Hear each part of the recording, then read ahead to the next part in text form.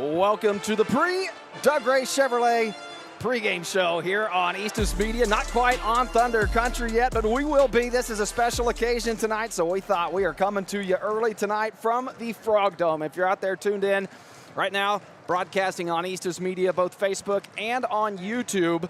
And about 10 minutes till tip-off, that's usually our time before we go live on Thunder Country 98.3. Give you plenty of time to get tuned in over there or stay with us here on one of the live streams.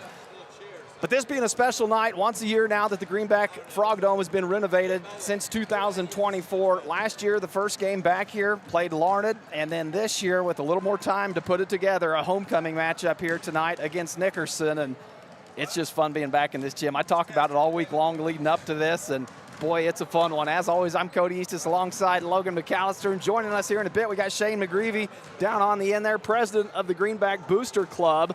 And that's kind of the story here with this pregame show, is talk a little bit about the Frog Dome, get you set for tip-off, but talk about some other things going on with and around the school, some history of the school. And joining us first to start the show off, it will be Shane McGreevy, president of the Booster Club. I introduced you, Shane, like I need to, but everybody that's tuned into this, I'm sure you know needs no introduction, as our stories are pretty intertwined. Thanks for joining us, though, being the first guest on the show tonight, as you are the president of the Greenback Booster Club. Now, you guys do a lot of great things. Yeah, thank you. Thanks for having me. I've been itching to get some mic time with you, Cody. So. Well, when I say you guys do a lot of great things, that's a heavy emphasis on the guys part of that, not so much on you. So it begins. It's debatable.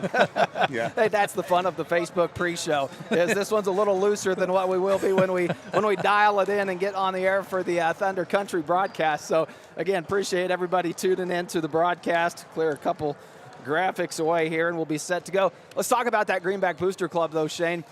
A lot of good things happen with that Booster Club. I always mention them a little bit during the game, as John and Kevin at Ham Auction, they do our Greenback Buckets for Booster Club promotion. So we talk about it a little bit during the games with the promotion that they've done for the third year running now, but go a little more in depth with what the Greenback Booster does, what it's doing, and some of the goals for it.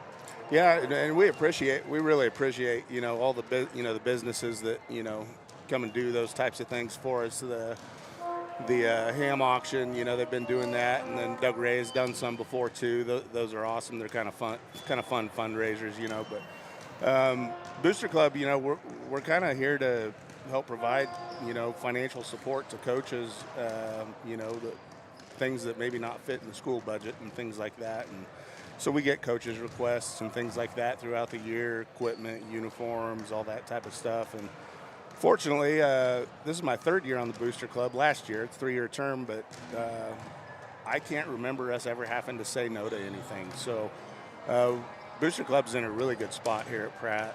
We got a lot of generous, people in the community, businesses, individuals that, help us make all these things happen for all these coaches, get all this equipment. Some of the big ones that I can remember, the shred mill a few years ago. Booster Club helped with that. That was a big thing. That was for the football. That was one of Coach Holting's big requests, along with Coach Liggett in the track program. Football, track, that was a big deal, because I think at the time that they purchased the shred mill, I think there was only maybe 4 or 5 in the state of Kansas at the time, at all levels. My question is, did you ever get on it? I never got on it. That's what I want to see. I do ask the kids, after they got the shred mill, do you guys like the shred mill? Every single one of them said, no, it absolutely sucks. Well, then it's working. So it works. Yeah, so.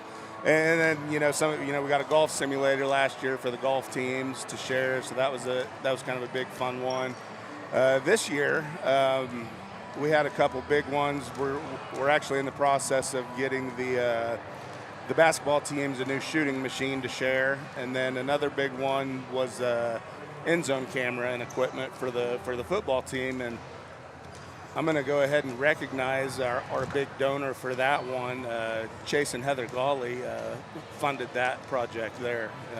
Shout out to Chase and Heather. Yeah, thank you. We just got done with that, so I haven't really thrown his name out there yet, but we do want to recognize them, because that was a big, generous donation on their part, and we really appreciate it. And people like that, makes all this happen. So, well, it kind of speaks volume for our community that we have here in Pratt. Just how you were saying, you really don't have to say no.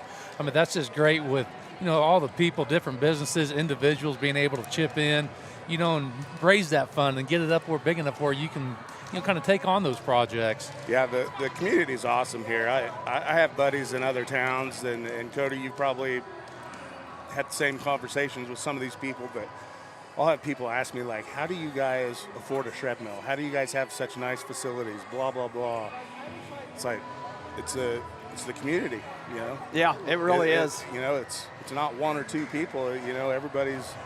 Everybody's looking out for our student athletes, and we are blessed to, send our kids to this school, and for them to have the resources that they have, it's a pretty cool thing. So, and you talking about nice facilities there. One of the projects that's nearly finished now, right across the way here at Zerger Field, getting new turf. And if you haven't driven by that field lately, it's looking sharp. It looks It sharp. looks really gold good. end zones this time around, and some gold marks at the 20. Even the numbers on the yard markers are white with a gold shadow to them, and just the different contrast of colors when you look at it. And I've just looked at it from the street driving by. I can't wait to get a drone up on it or to get a view from that press box once it's finished. And I think next week, as they're talking when they're going to be finished with that, it's moved along quick despite some of the weather that they've had to work through. Yeah. My wife works at the middle school, and she's been stepping outside on the ramp and taking pictures every day and sending them to me, so I know people are excited about it. It looks really cool. Yeah, and that, again, another big, generous donation came through on that turf project. I don't want to not get the facts right, so I'll just leave it at that the big, generous donation did come through on that turf project. Again, just speaks volumes to the community of Pratt, the business owners, the individuals of Pratt, just always stepping up and making fun things happen. And one of the fun things that we do is these pregame shows. Again, if you're just tuning in, going live a little early tonight, 30 minutes before tip-off here, live from the Frog Dome. Yep, you heard that right. This isn't a misspeak where I sometimes say it over there in the other gym. This one, we are live from the iconic Frog Dome. It'll be a Nickerson homecoming game matchup tonight for the Greenbacks, and it is going to be a fun one. So stick around. If you're tuning in on the Facebook page or on the YouTube channel, let us know where you're watching from, or better yet, what class you graduated from. If you are a Greenback, we'd love to interact with some of you guys out there watching. We're going to take a quick break and be back with more pregame show when we return.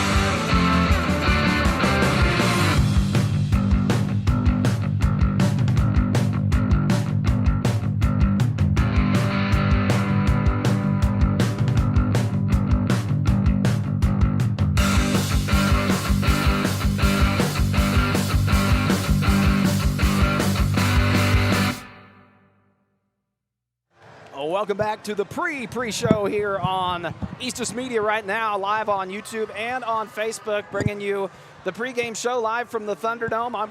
The Thunderdome, where did that come from? I don't know. I don't know where the Thunderdome come from. I've been so focused on not saying the Frog Dome when we're across the street. Now that we're actually in the Frog Dome, a homecoming matchup tonight against Nickerson. It'll be a fun one, already starting to fill up. And if you haven't been down here to watch a game, a middle school game, a wrestling duel, it gets loud in here. And if you thought it was loud back in the day when this was in use before we got the new gymnasium and the new school.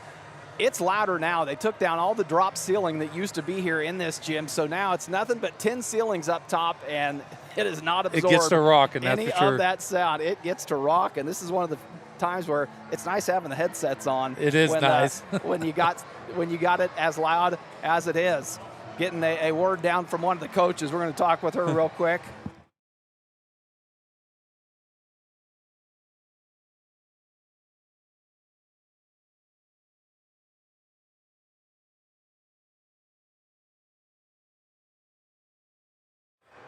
Welcome back. That's the beauty of the pre-show here on the internet. We can take the breaks like that and do what we want. Again, if you're watching on Facebook or on YouTube, leave us a comment of where you're watching from, what class you graduated from if you're a Greenback, and it's fun to go through and see all the old Greenbacks, and that's kind of, to me, that's one of the fun things of doing this broadcast is that I get a lot of old Greenbacks and a lot of alumni commenting on Facebook posts or reaching back, and it's kind of a good way to keep everybody that's, if they're not in the community or not tied into Pratt sports anymore, kind of a little connection for all those people that have moved on, but to still know what's going on here with Pratt, and we try to do it in a fun and professional way as possible, but it's fun to see when some of those old-time Greenbacks reach out and say they tuned into a ball game or commenting on some of our posts, and we had some good ones going this week. We were talking about this Frog Dome and threw up some records of some basketball stats. We'll pull those up here now, and to preface that, the stats that I posted on Facebook, those were records that were set here in the Frog Dome, so the pre-2008 era. There's some impressive stats that happened after that, but I was sticking to the Frog Dome era. So some of the records, I agree. Did a great job some of the with records that you didn't see, or if you wondered why they weren't on there, that's because the holders of those records came post-Frog Dome era. So let's switch this up here. So one of the ones we posted, this was the one we posted earlier today. These were the women's records, and you look at that. These are the ones that stood out to me that I think will have a tough time being broken. 11 assists in a single game, and that was set by Shannon Snyder in the 1988-89 season. And then when you talk about a whole career, Jessica Tibbetts, Jessica Hanvey now, 1,229. It's an impressive career right there. That's an impressive career. And she had it, that was more than the total for the boys. That Stivers record that Morrell broke, it wasn't, Tibbetts is 1229. Yeah. Now Morrell's gone on to eclipse that 1229 for total scores on both the boys and the girls side. But what an impressive stat from Jessica Hanvey. So congrats to her. 22 single-game rebounds is the record. That one held by two players, Carol Chadwick in the 1978-79 season and Marcy Collier in the 92-93 season. 22 rebounds. That's impressive. That is impressive, well. Let alone having two people do it. And two people did it. I always wonder that, you're like, oh, you find out that you were so close so that you tied it. All you needed was one more to break it. And you go back, and I'd love to watch a game like that to see where it was missed to not take it outright. Well, that's the way the score single game record is for the ladies. There's 5 of them, I think. 40.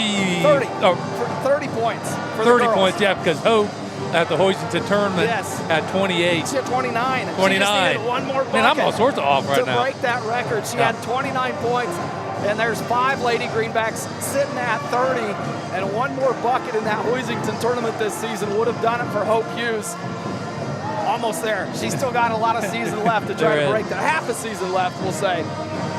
Other record on there, 15 total made field goals in a game. Carolyn Infield put up that record in the 79-80 season, and she's one of those players at that 30 record as well. It makes so sense. all 15 of those, the 2-pointers, and you got to think that was before the 3-point line, but no free throws in that game to have the 15 made field goals that put up the 30 points. I wish you could figure out what, 15 for, was she 15 for 18, 15 for 16? And that's the one thing, the basketball stats, they don't go quite as far back as football.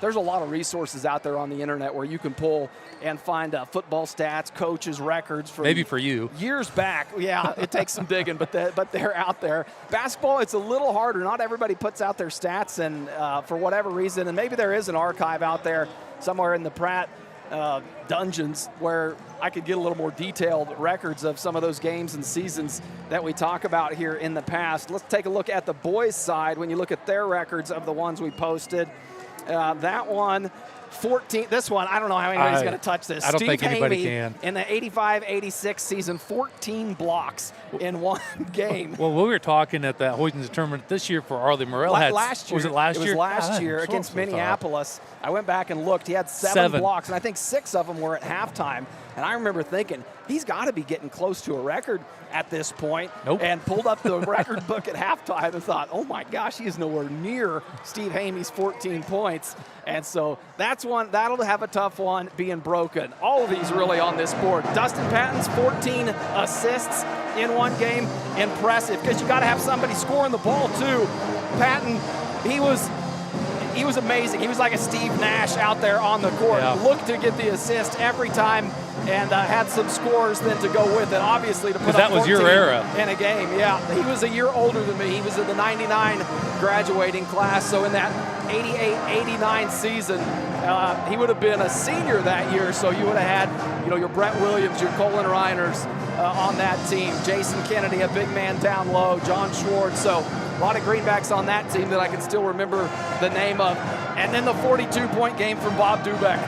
That one, the closest that anyone has got is Micah Swank.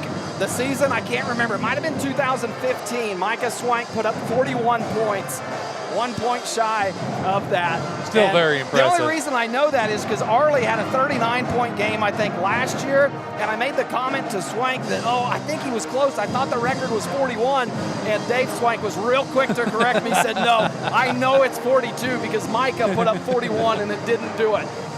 And what a player he was. Oh, that's another name. When people ask me, like, who, we see Arlie Morrell playing right now, and to me, they're two completely different players. It's like trying to compare Shaq and Kobe. Like, they're just not the same player.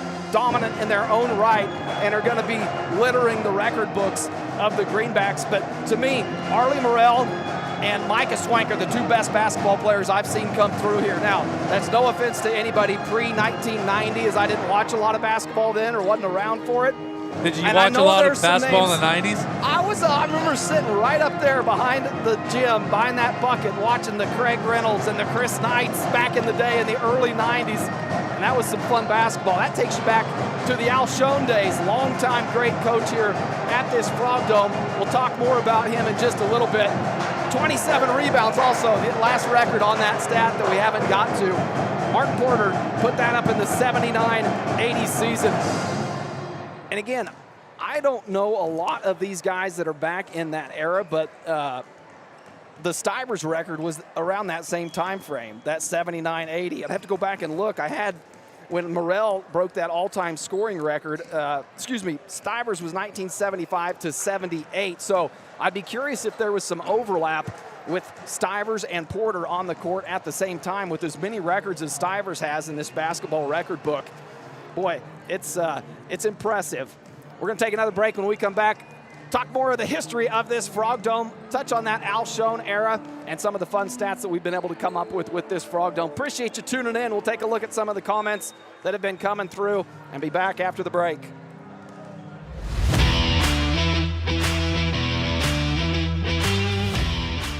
Looking for a dealership you can trust? Doug Gray Chevrolet in Pratt is your hometown destination for quality vehicles and exceptional service. From brand new Chevrolets to dependable, pre-owned options, you'll find the perfect fit for your lifestyle and budget. Their friendly, knowledgeable team makes buying easy, and their service department keeps you running strong long after the sale. When you want honesty, value, and a better way to buy, choose Doug Gray Chevrolet in Pratt. Experience the difference today.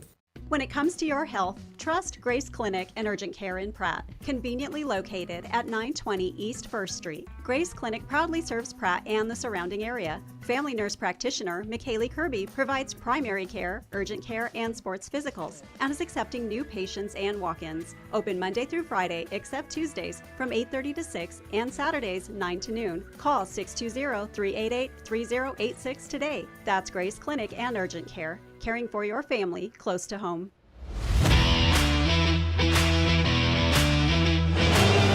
Welcome back to a packed Frog Dome here on this Friday night. It is a Friday night. I've been so excited about this ball game all week that nearly forgot what night it was.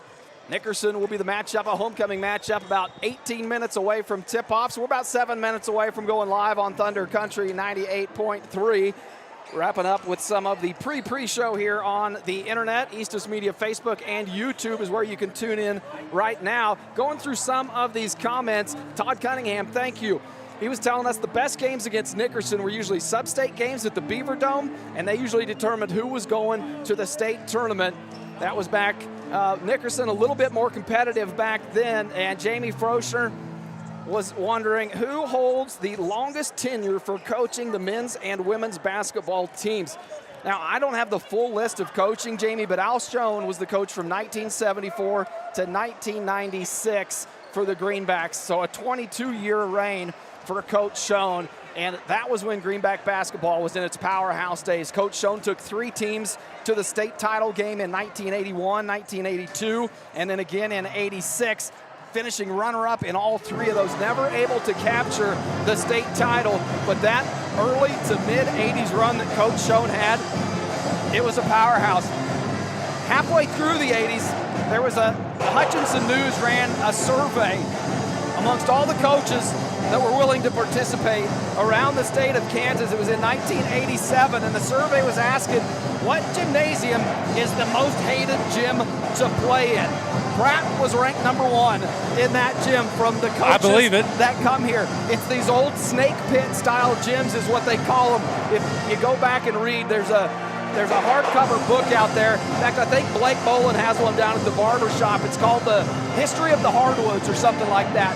And it features the Frog Dome in there and a lot of these other snake pit style gyms that are sunken down. Hoisington has one. Hoisington had one. A lot of the schools that we used to go and play had them, and they kind of just eventually all got phased out. But this one, the Frog Dome, it is so fun to be back in here. I tell you, just the atmosphere alone, it's just a band playing right now. You know, it's probably, I'd say, half full.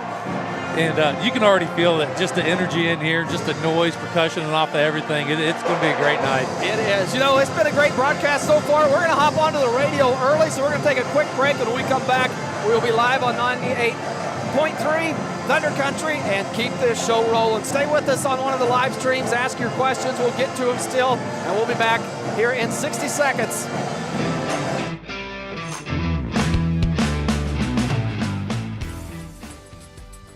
On the basketball court, a good offense is the best defense. You can count on me, Jamie Roach, your Farm Bureau agent, to be your family's point guard and defend you against whatever life throws your way. I am there to handle all your auto, home, life, and business insurance needs. Don't wait for the worst to happen when it comes to your insurance. Talk to me, Jamie Roach, today and see how I can help protect what matters most. Farm Bureau Property and Casualty Insurance Company, Western Agricultural Insurance Company.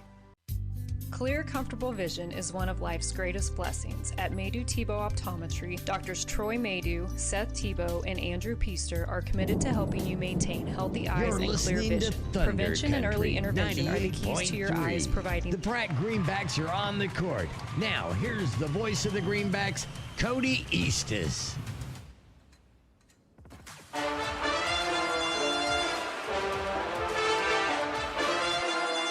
Oh, welcome back to the Doug Ray Chevrolet pregame show live on Thunder Country this time. If you're just tuning in on the radio dial, we've been live for a bit on the streaming side of things, but we appreciate being live on all platforms now as we've got a ball game set for you, and the venue, it's more of the story tonight. The iconic Frog Dome is where the Greenbacks are playing this ball game, a matchup against Nickerson, a homecoming matchup for the Greenbacks. Had all the festivities earlier today that go on with the homecoming and everything. Cap off a fun week at the school for all the kids and the students and the athletes. And now it's time to put the ball on the court and play some basketball.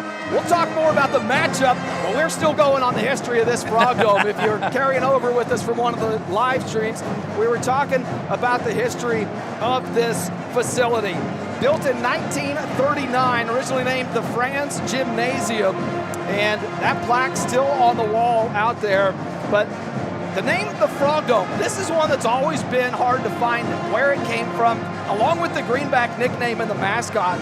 You can look and find a couple different sources as far as where it came from, who said it first, what was the original story. But the story that I read was that the first person to coin the name Frog Dome was actually Mitch Holtis. When he was doing radio back with KWLS, he called this the Frog Dome on the air, and it stuck with that. And then, Mitch Holtis, the legendary, went on to do great things, but started here calling Greenback games and gave this facility the name the Frog Dome. Not a bad guy to have a name. And here we are. So if that story is true, we appreciate it, Mitch Holtis. That is a name that has stood, and there is a lot behind those two words, the Frog Dome. The matchup tonight will be against the Panthers.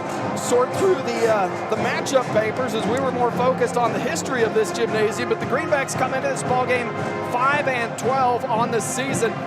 The Lady Panthers looking for their first win, 0-18 on the season. So if you're Coach Troyan, Coach McAllister, and these Lady Greenbacks, you're looking at this ball game like this is a winnable game. You've got everything on your side. I say it's a winnable game, and it's kind of it almost feels like one of those must-win games. You're kind of riding that teeter-totter. They had a good run at the Boynton Winter Classic. Played a very good game out of Liberal, fell short in that one. But this is one of those games where you got to prepare yourself that, hey, we can go out and win this game. Let's come out and take care of business.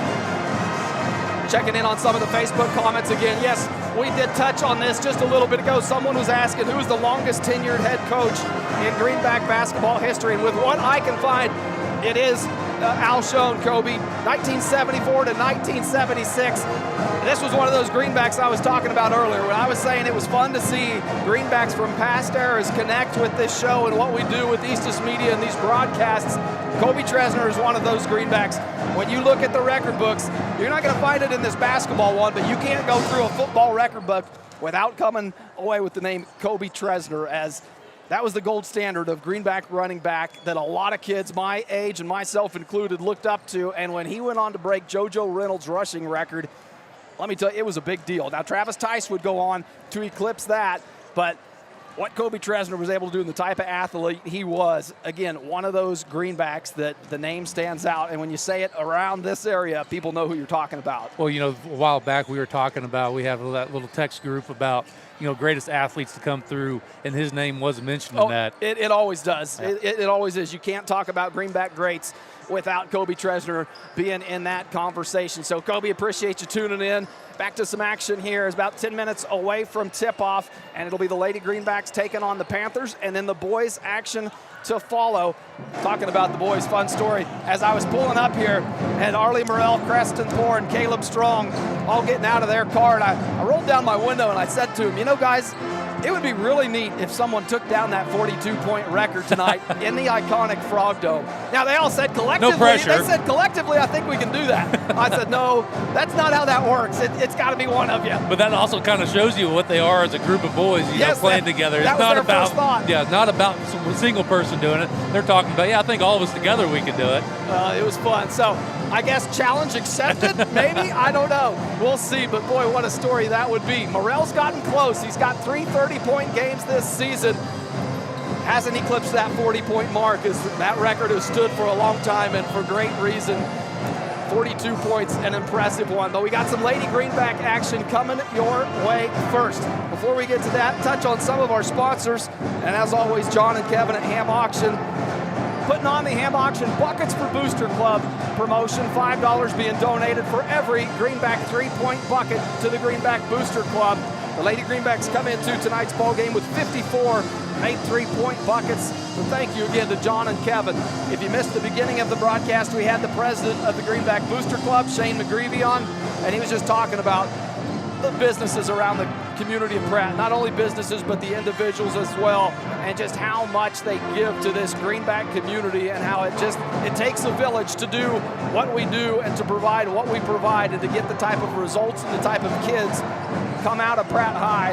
And so I cannot say thank you enough to the individuals and business owners across the community here in Pratt. Again, Doug Ray Chevrolet doing a lot. John and Kevin at Ham Auction. He mentioned Chase and Heather Gawley stepping up, making a big donation to that Greenback Booster Club. And that was just to name a few that we have in our pregame rundown show, so not to leave anybody out that's in there, whether it's the Thunder Country broadcaster sponsoring or something directly with the school. It is so greatly appreciated. Well, it's how we keep it going, and it's great to see, because we talked about how fortunate we are to have the nice venues that we have, and it is, they are very state-of-the-art, up to date. Everybody that comes here always, comments on how well everything is here. And it's going to be a fun one tonight.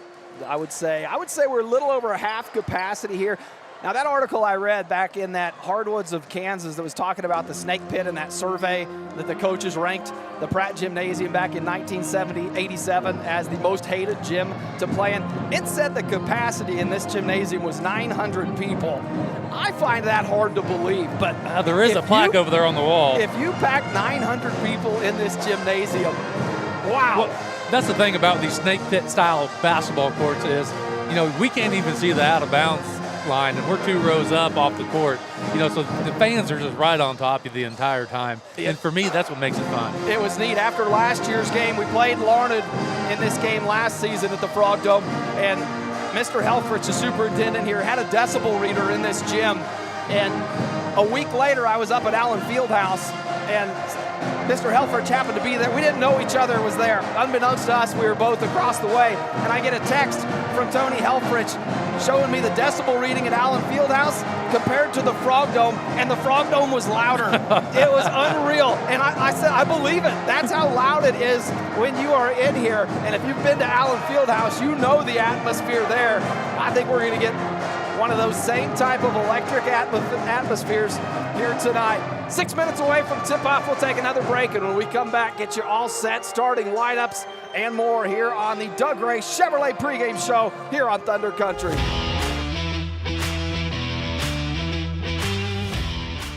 Looking for a dealership you can trust? Doug Gray Chevrolet in Pratt is your hometown destination for quality vehicles and exceptional service. From brand new Chevrolets to dependable pre-owned options, you'll find the perfect fit for your lifestyle and budget. Their friendly, knowledgeable team makes buying easy, and their service department keeps you running strong long after the sale. When you want honesty, value, and a better way to buy, choose Doug Gray Chevrolet in Pratt. Experience the difference today.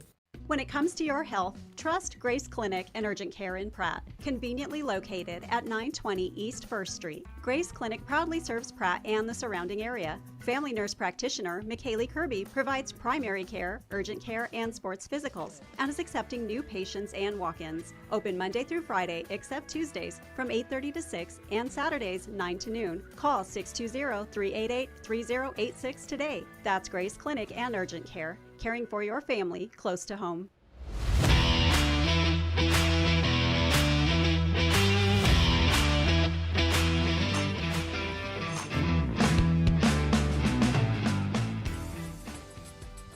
On the basketball court, a good offense is the best defense. You can count on me, Jamie Roach, your Farm Bureau agent, to be your family's point guard and defend you against whatever life throws your way. I am there to handle all your auto, home, life, and business insurance needs. Don't wait for the worst to happen when it comes to your insurance. Talk to me, Jamie Roach, today and see how I can help protect what matters most. Farm Bureau Property and Casualty Insurance Company, Western Agricultural Insurance Company.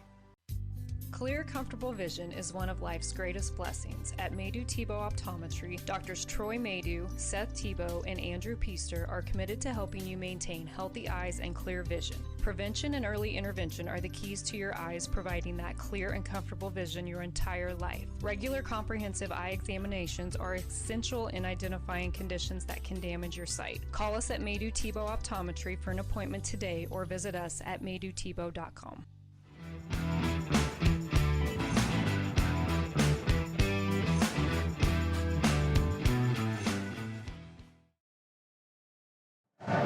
Welcome back to the Frog Dome here on the Doug Gray Chevrolet pregame show. I'm Cody Eastis alongside Logan McAllister, about 3 minutes away from tip-off. Yes, there is a live stream. The Greenback Activities YouTube channel will have their normal live stream now. It's going to be a little different angle than what you're used to, as we're playing in a different venue and some technical things to sort out with that, but I believe they should be up and running like they normally are. Check in if it hasn't gone live yet. It should be here shortly. Our broadcast, as always, should be on top of it. If not, don't worry. We'll sort it out and get it going as the game goes on. And this stream, if you're watching us on Facebook or YouTube, again, for home games, this is going to be just this broadcast, the whole game, the behind-the-mic action of Logan and myself calling the ball game. So if you're wanting to watch that whole game, hop over to the Greenback Activities YouTube channel, and that's where you can catch the game. This one going to be behind the mic only.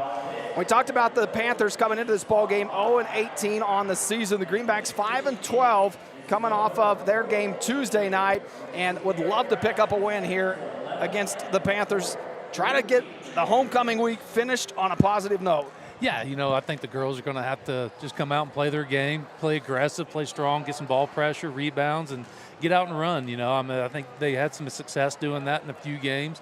I look for them to maybe try to get out on this Nickerson team early here at the beginning of this game and try to set the tone early. That game Tuesday night against Haven, that was a tough one. Haven, one of the better teams that they're going to face. They were 11-6 coming into that ball game, and even that record, 11-6, I felt like they played some one-point ball games where they could easily have been 13-3, 14-2, and the Greenbacks lost that ball game 41-29. But again, there were some good signs. It was only a 7-point ball game at half for the Lady Greenbacks against a very tough team and one of the best players in the state, Avery Bronner. It was one of those games, kind of the theme that the girls have had this year. They played 3 really good quarters and had 1 bad quarter. And when you're playing a good team like that, it takes all 4 quarters. Every time we talk with Coach Troyan or Coach McAllister, it's just that's the thing. You've got to find a way to string 4 good quarters together. Now tonight, it's a favorable matchup. I think the Greenbacks come into this ball game as the favorite against the Panthers, and I don't think they'll be facing a team that is as deep as some of the teams that they've faced, where they've got to worry about playing fresh players all 4 quarters. This Panther team, a little bit like the Greenbacks, doesn't have the luxury of depth to go with it. So a little more even matched ball game, but I think the scale tips in favor of the Greenbacks. Yeah, you kind of got to put that homecoming mindset out of your way right now. Forget all the hoopla that's happened all day. It's just we're 40 seconds away from game time. You just got to be ready to play. And this gym really starting to fill up, getting loud if you're tuning in. I hope the broadcast is coming through okay. It's loud in our headsets, so I assume it's loud for you listening wherever you're listening. And again, thank you for tuning in, however you chose to tune in with us. We've got the Eastus Media Behind the Mic live stream going on both Facebook and YouTube, and then the full ball game broadcasted on Greenback Activities YouTube channel. And if you can't do it there, if you're on the road, Thunder Country 98.3, either the radio dial or the app. You can tune in, download that, and listen anywhere in the country. So thank you for all those that choose to tune in, and this should be a fun one here tonight. Starting introductions set to be underway. National anthem will come in between before the boys ball game, as well as recognizing the homecoming court and the king and queen, and we'll give you those updates at that time as well. We will start with starting lineups for the Panthers. Number 0, 5'5" senior Skylar Lamas. Number 4, a 5'3" sophomore JC Onmont. Number 11, 5'4" senior Jayana Cornejo. Number 5, 5'6" senior Cynthia Bankston. And number 40, a 5'6" junior Shaylee Powell. Panthers led by head coach Mason Boswell, assisted by Casey Hazel. And for your Pratt High Greenbacks in the starting lineup, number 11, 5'8" freshman Johanna Forsberg. Number 12, 6' junior Dally Winkelpleck.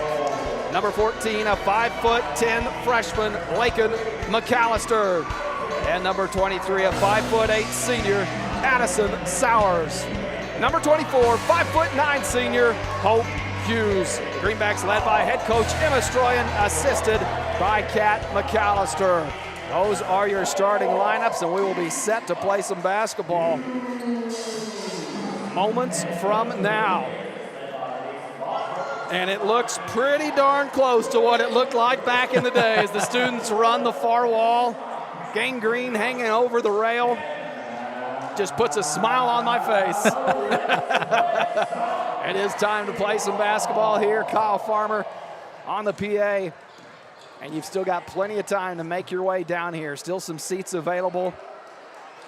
You did not have to pre-ticket for this one. I know sometimes they'll put out a notification that you've got to pre-buy and confuses some people. You did not have to. It was just kind of an advance and a heads up that this one does fill up earlier than normal. So if you wanted to be ahead of the crowd, go ahead and get your ticket ahead of time, but not needed to get one before tip-off. Both teams out at center court now, and it will be Dally Winkelpleck tipping off against Skylar Lamas. Shaylee Powell of the Panthers. Final whistle from the great Scotty Goodhart on the officiating crew and tipped out of bounds. Let's see who that was touched by. They're going to say off the greenback, so it'll be Panther ball coming out of the tip. Panthers going right to left on your radio dial, coming out wearing the black uniforms, blue and gold trim numbers. Greenbacks in the home whites with the green trim. Panthers work it left to right. Greenbacks nearly come away with the steal on this opening possession and force the turnover, thrown out of bounds off the hands of Cynthia Bankston. It'll be Greenback ball, need an inbounder. Oh, there's Forsberg mixed in with the cheerleaders. Blend right in. Winklepleck right side. Hughes going to test her hand early, knocks down a deep three to open this ball game up. It's always a good sign when you see Hope knock down that first one of the evening. Especially in a new gym you're not used to playing in, and I know they practice in it plenty. Hughes coming away with the steal, top of the key. Now trying to get to the center of the lane, goes left side, can't finish. Bankston there for the rebound. Now pushing the pace on the Panthers side, steps through McAllister. McAllister forces that out of bounds. It'll stay with the Panthers. Something we did not touch on pregame is this is about 2 feet shorter than the normal court. I believe that's what it is. There is no restraining line on this court. Now, back in the day when this court was in use, there was a restraining line around the perimeter. So if you were inbounding the ball, you had that restraining line that was about a foot or two in that you could come into the court.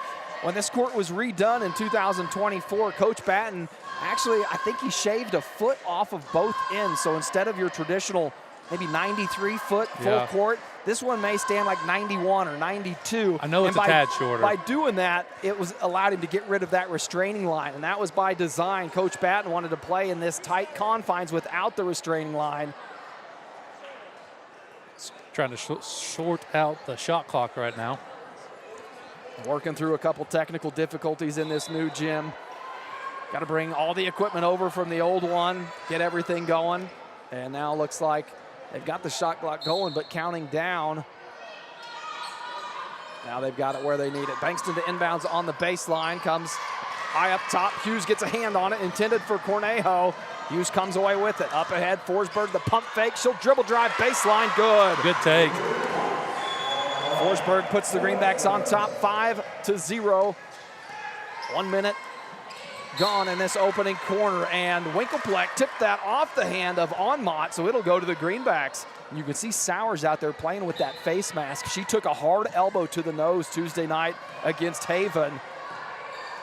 Tonight wearing the face mask to help protect it. McAllister on the far side, Greenbacks coming back the other way. Hughes, a walk on that step in.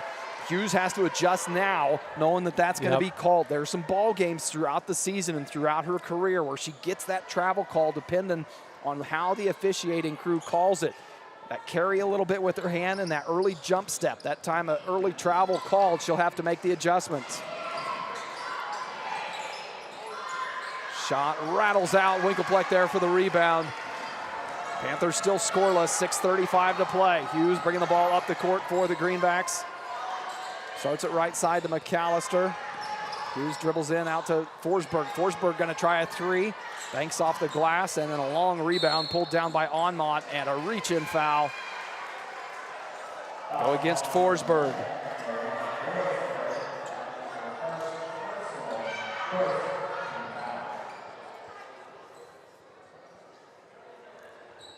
Panthers still looking for their first bucket. 6:22 to play. Greenbacks on top, 5-0. A big three from Hope Hughes to open this ball game up.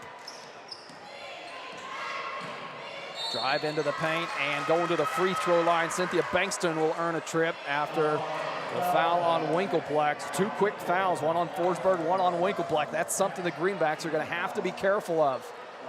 Well, you can tell their defensive intensity is a little higher at the beginning of this game, and you're going to get a few of those here and there. It's just you got to have the smart fouls, not the ones way away from the basket. First free throw from Bankston, good.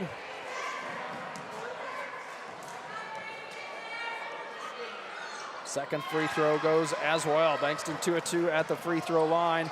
First points of the night for the Panthers. Forsberg, the pump fake in the corner. Now they'll swing it around. Hughes shot blocked from the perimeter, falls well short into the paint. But comes away with the steal on the other end. Hughes having a good defensive night early here for the Greenbacks. Gets it back from Forsberg, looking for Winkelpleck, posting up at the elbow. Kick out, McAllister will try a three. Right wing, good! Really good ball movement from the ladies on that possession there, inside out.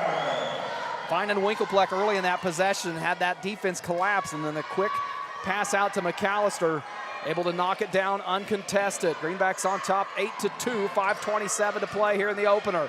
Baseline jumper, too strong from Cornejo, and Forsberg on the backside rebound, back the other way.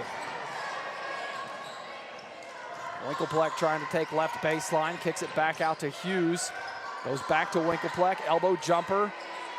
Front of the rim, no good. Bankston pulls down the board. Forsberg coming away with the steal off of a Hughes tip. Doesn't have numbers, she'll take it herself. Lays it in with the left hand, Johanna Forsberg. Big steal and finish, puts the Greenbacks on top, 10-2. Panthers working the ball right side. Now going to reset near side, Bankston.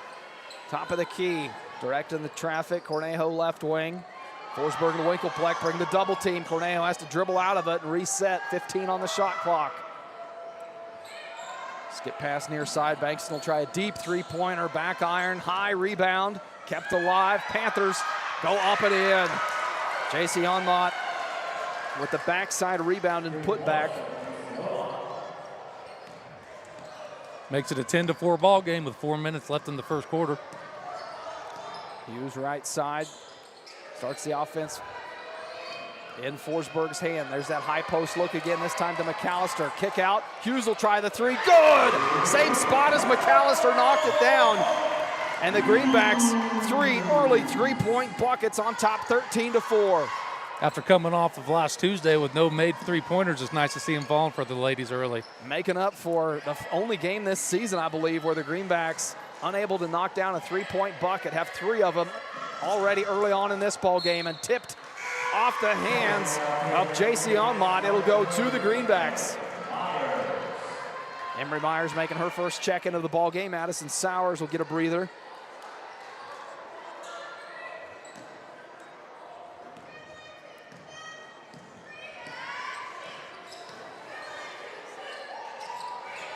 McAllister right side. Forsberg going to try to get in on the three-point action. That one too strong. And rebound into the hands of Lamas. Nice step through. Bankston into traffic. They're going to say travel. That it might have been a whistle on the Greenbacks. But the travel on the step through.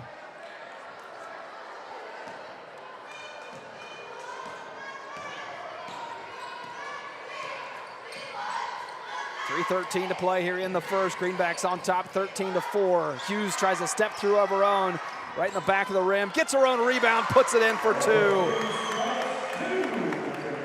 Hope Hughes with 8 of the Greenbacks' 15 points. Off to a good start.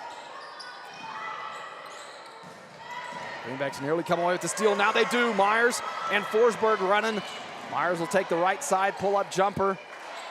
Not there. Forsberg and Winkelpleck keep the rebound alive into Forsberg hands, and an offensive foul. Forsberg lowering that shoulder a little bit. I like the aggressive play, but she just picked up her second personal.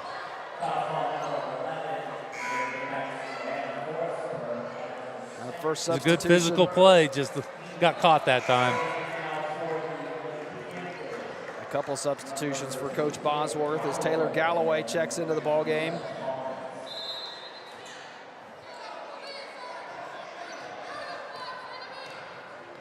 Alongside Aaliyah Collins. And a steal, top of the key.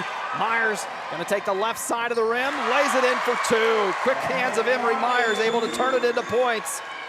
After the steal, has the Greenbacks on top, 17-4, 2:20 to play. Nickerson trying to answer with a quick bucket on the other end. Falls into the hands of Winkelpleck off the rim.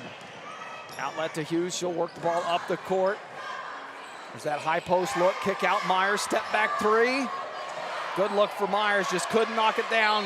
Winkelpleck will go to the free throw line after pulling down the backside rebound. I really like how the ladies are looking to get it to that high post and kick out. It's worked about 3 or 4 times now. And shooters willing to shoot too. We've seen McAllister, Hughes, and Myers all take the open three. Forsberg's took one on the far side, so good to see these girls not afraid to shoot and then rely on Sowers or Winkelpleck to clean up a miss underneath. Winkelpleck with her first point of the night at the free throw line has one more. Second free throw on the way, rattles out. Sowers there for the rebound though, keeps it alive underneath, goes up, finishes for two. Her touch around the rim has gotten so much better this year. A lot more confidence, and she goes up strong with it. Panthers trying to figure out a way to attack this Greenback defense. Collins, a hard shot off the glass, ricochets into the hands of Hughes. Hughes trying to get by a double team, kicks it back out. McAllister hands it back to Hughes, baseline jumper, good. Boy, Hughes' hand is hot tonight. 10 points already for the senior. And a turnover on the defensive end. This Greenback defense has caused trouble for the Panthers offense. Haven't found an answer for it yet. 1:27 to play here in the first, and the Greenbacks 22 points already. There's that entry pass to Winkelpleck, kick out, Myers, open three. Got it. Good it is, Emery Myers. Getting in on the three-point action. The third Greenback with a three-point bucket here in the first. Onmont back up top. Greenbacks in a 1-3-1 defense. And McAllister comes away with the steal. A race up the left side, going against Bankston, and McAllister takes it in and finishes. Good strong take from Lake and McAllister. Every Greenback with confidence now when they've got the ball in their hand. Panthers trying to answer on the other end, and Cynthia Bankston does. The Greenbacks, a 17-0 run before that bucket from Bankston. On top 27-6, and Hughes a great step through, can't finish. Doesn't pull down the rebound. Collins still fighting for it. And Myers steps in there to come away with it, ripping it away from hands. A jump ball will be the call. Should stay with the Greenbacks And with 19.7 seconds left in the first quarter. Shot clock will be turned off for this possession. Greenbacks can play for a good look, and they've gotten some good ones here in this first. McAllister to Myers, top of the key. Hughes flashes out to the corner, puts it in her hands, step through, tough shot, gets it to go. 29 points for the Greenbacks here in the first, 6 for the Panthers. And a shot at the buzzer nearly rattles in for Taylor Galloway, but what a first quarter for the Greenbacks. 29-6, your score after one. Don't go anywhere, more Greenback basketball when we return.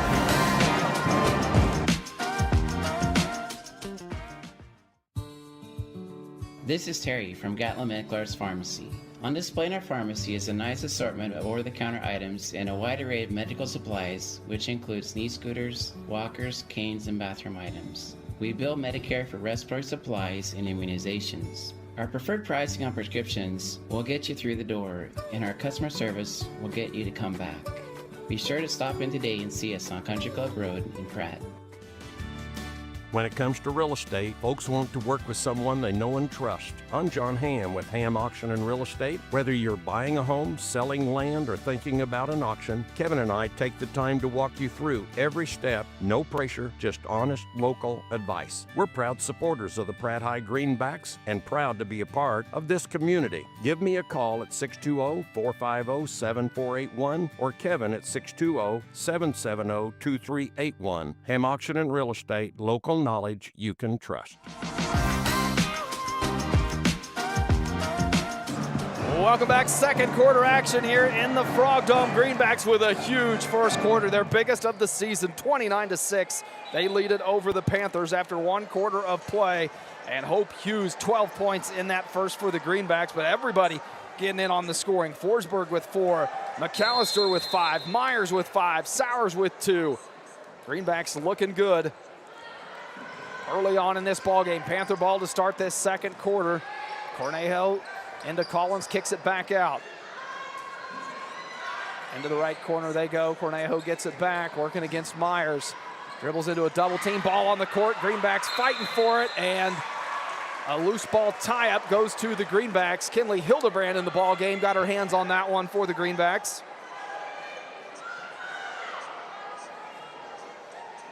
Hildebrand's turned into that 7th or 8th man off the bench. Myers, that first player, usually coming off the bench for the Greenbacks. And then after that, seen Lainey Ritz and Kinley Hildebrand mixed up. Expect to see some playing time from them tonight after the way that first quarter went. Entry pass to Winkelpleck, trying to put it on the court, has to kick it back out to Hughes. Pump fake, swings it to Myers left side. Finds Sowers down low. Can she use her advantage? Rattles that one around the rim and falls into the hands of Collins.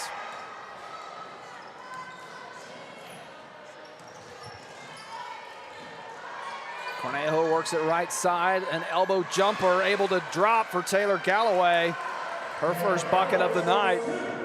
The Panthers score first here in the second.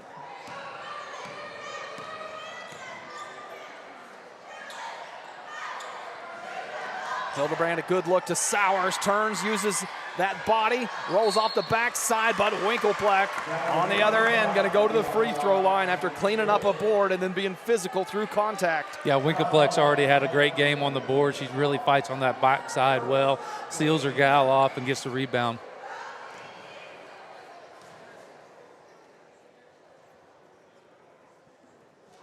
Winkelpleck just misses right on the first free throw.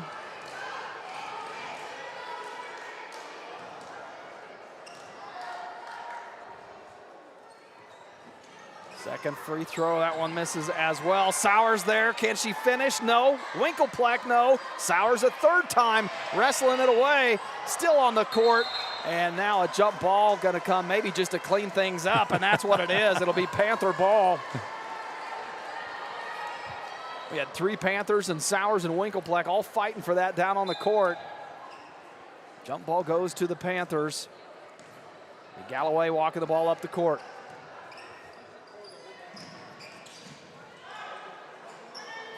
Work the high post to Collins, kicks it back out. Bankston banks the 3 in. She's got 7 on the night, leads the way for the Panthers. The Panthers start this second quarter on a 5-0 run. Greenbacks still looking for their first point. Hughes gonna drive baseline, dribbles in, and shot won't go, but Hughes to the free throw line as Cornejo hits the deck. Like the aggressiveness from Hughes. Yeah, she did a real good job of ripping that ball through, getting a step on her defender, and then going up to the rim and absorbing that contact and having enough on it to have a chance at the end one. Hughes at the free throw line, nothing but net, knocks it down.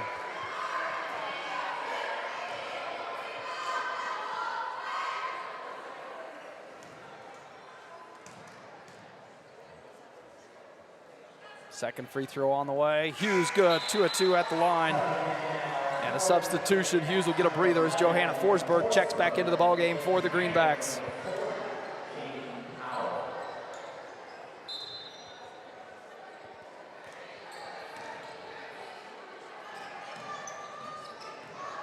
Galloway top of the key, waiting for the rest of the offense to catch up. Kick out Cornejo, gonna try a top of the key 3, not there, rebound and a travel, I believe. No, this call came from the far side. They're gonna say a whistle on the Winkelpleck, sent Powell to the floor. Winkelpleck picks up her second. Forsberg playing with 2 for the Greenbacks as well. 31-11 your score, 5:45 to play, and Winkelpleck nearly comes away with the steal, but the Panthers get it back. Cornejo top of the key, too high over the head, looking for Galloway on the far side with the skip pass. That'll be a turnover, Greenback ball.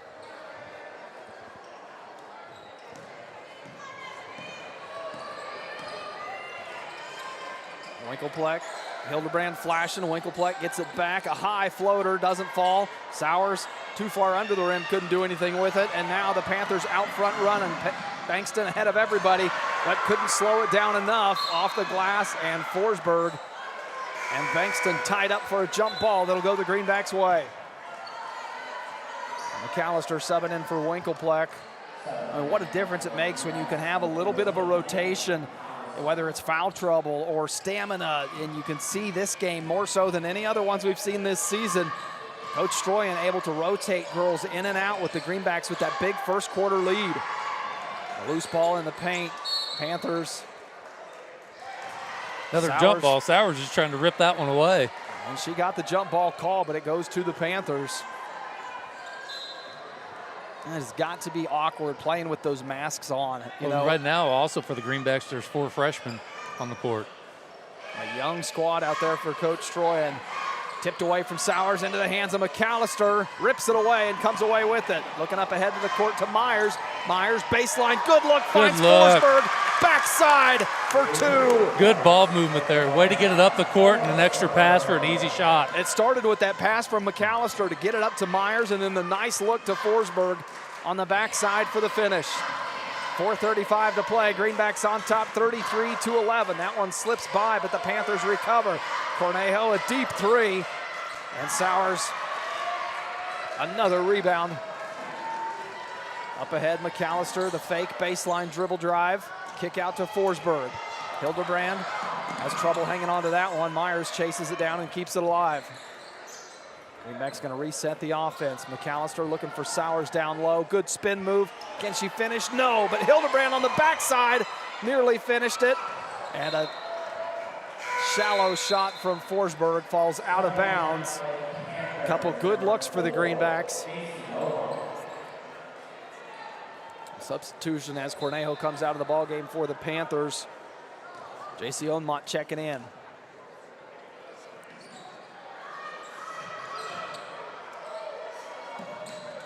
.350 to play here before the halftime mark. Greenbacks on top 33-11. Galloway over the head for the intended Panther down low. It'll go back to the Greenbacks.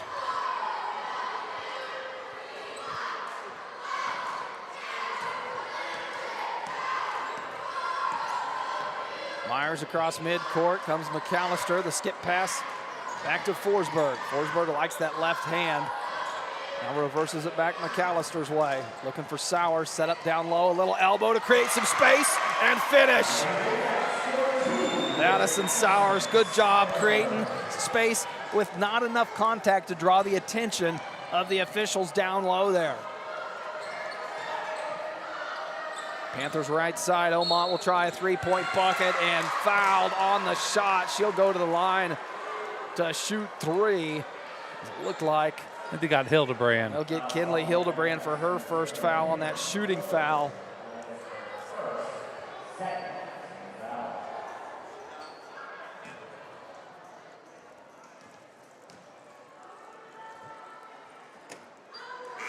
First free throw misses right side.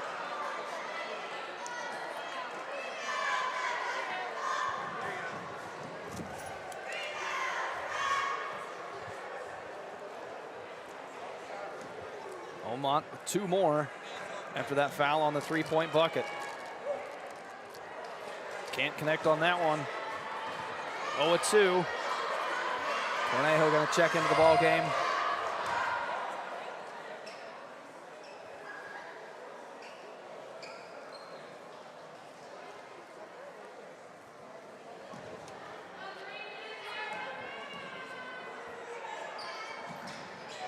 Third free throw goes. 1 of 3 at the free throw line for Onmont. Myers in the right corner. Gonna go back to Forsberg, set it up left side. McAllister looking for Sowers, trying to post up again down low. Cornejo defending well. Myers tries the deep 3. And Cornejo crashing in for that board. Tipped out of bounds. It'll stay with the Greenbacks. Good hustle by Addison Sowers there just to try to get a hand on that ball. And it forced the Panther girl not to be able to catch it cleanly. Myers to inbounds on the baseline. Goes through the hands of McAllister, but resets with Forsberg up top.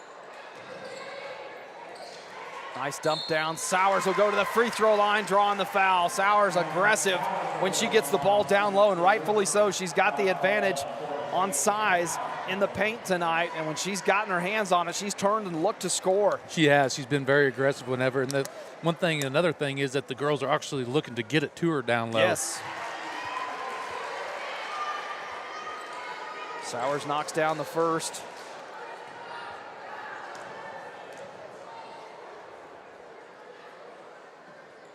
Second free throw, right side of the rim, doesn't fall. McAllister with her hands on it, keeps it alive. Jump ball, stays with the Greenbacks.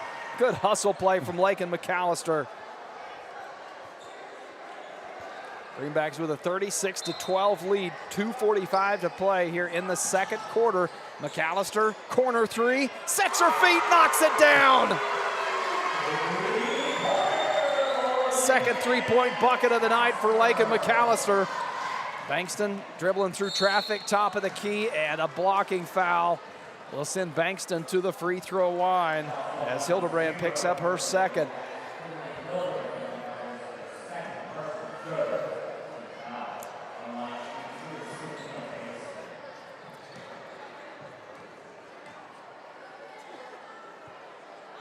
First free throw drops for Bankston. Lainey Ritz making her first appearance this evening for Kinley Hildebrand. Another one of those Greenbacks that we talked about checking into the ball game. Lainey Ritz, a 5'6" sophomore. Bankston goes 2 of 2 at the free throw line. She's been perfect there tonight. She's got 9, leads the way for the Panthers, but the Greenbacks lead at 39-14. Nearly lose it up top. Forsberg able to get it back, comes near side. Into traffic, McAllister comes away with it. McAllister backing her way down and got that hand extended. Yeah, they caught that. Right in front of the great Scotty Goodhart. That one's gonna get called every time. He's been in this ball game a long time, hasn't he? You wouldn't tell by his age, but yes, he has. Been an official. The fun guy to talk to. Just loves the game of basketball and all sports. A great advocate for high school athletics. Got Emery Myers on the reach in. That should send them to the free throw line. That'd be the 5th team foul for the Greenbacks. The first on Myers, but the 5th on the Greenbacks. So that will send Bankston back to the free throw line where she's 4 of 4 on the evening.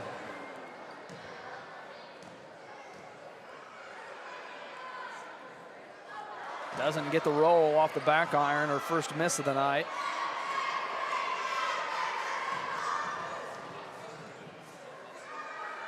Second free throw, misses that one as well. Sowers comes in for the rebound, outlets to Forsberg. 2 minutes to play here in the second quarter. McAllister gonna try another one. That one a high arcing three, falls short.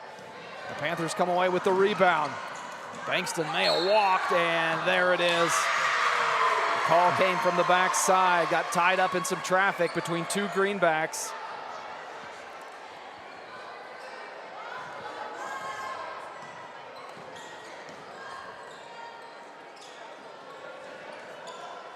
Myers and Forsberg working at top of the key. Ritz comes out to help, skip pass back to Forsberg. She'll try a three. Right side, no good. Sowers keeping it alive, but throws it into the hands of a Panther. The Onmont that comes away with it. Outlets to Bankston. Take her time coming across the court with this one. Forsberg jumps in front of the pass, though, has a lane to the rim. And good job to use her body to shield the contact coming from Onmont, who is chasing her down. An even better job on the defensive side to jump the pass. And the jumps another one. A jump ball goes to the Panthers. Looking at the wrong light. Well, you have me on the edge of my seat. Who'd have thought a jump ball could be so exciting? 1:09 left in the second quarter. Your Greenbacks are up 41-14. Panthers inbounding here on the near sideline. Go into Lamas. Bankston gets it back, looking for some post play. Kick back out. Lamas will try a deep three. Doesn't hit anything but the backboard, and McAllister comes away. Has Myers, finds her. Can Myers finish? A step closer, goes up and puts it in. That's twice now we've seen great vision from Lakin McAllister when she's out front running. Both times Emery Myers has been the recipient of it. Myers defending top of the key now against Bankston. Bankston gonna step through and runs into Sowers. What a finish. Wow. Able to draw the contact and somehow still gets a shot off. She'll go to the free throw line for the and one. Addison Sowers on the foul. Sowers picks up her first. Free throw doesn't go. Sowers there for the board. Up ahead, Forsberg to McAllister to Myers. Myers dribbling baseline, and Myers will earn herself a trip to the free throw line. That was a very good fast break there. Addison Sowers did the never touched the court. Number one step of grabbing the rebound. Outlet to McAllister to Forsberg to Myers. One dribble, foul. That was a great fast break. Myers now with a chance to cap it off with some points. Misses the first at the free throw line.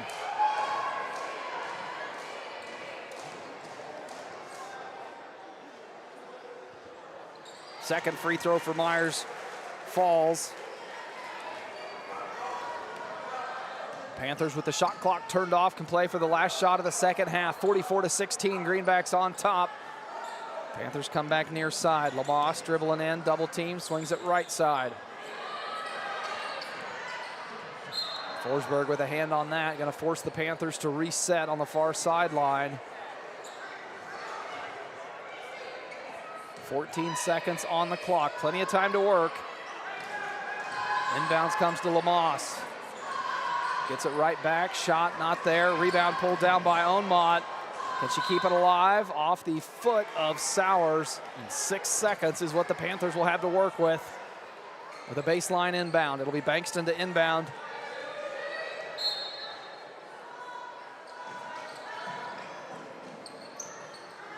Bankston to Cornejo. Cornejo gets the shot off in time. Bankston backside rebound. And the buzzer will sound. 44-16 your score after one half of play. What a first half for the Lady Greenbacks. Don't go anywhere. We've got the Uptown Cafe Club DS halftime show coming up when we return here on Thunder Country.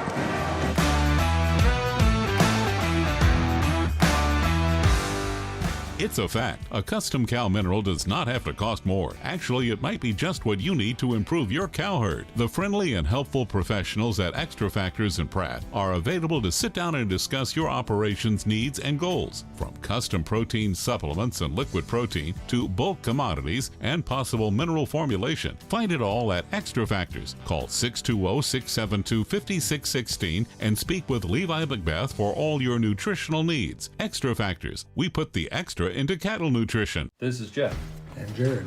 At Intergreen Services, proud supporter of the Pratt Greenbacks. Around here we say one call fixes it all. From HVAC, plumbing, septic, electrical, and even water well service. We're your hometown team you can count on, just like the Greenbacks on game day. We're proud to stand behind our athletes, our school, and our community. So when something needs fixing at home, call Intergreen at 620-672-2338 or visit intergreenservices.com. Intergreen Services, neighbors helping neighbors, always cheering for the Greenbacks.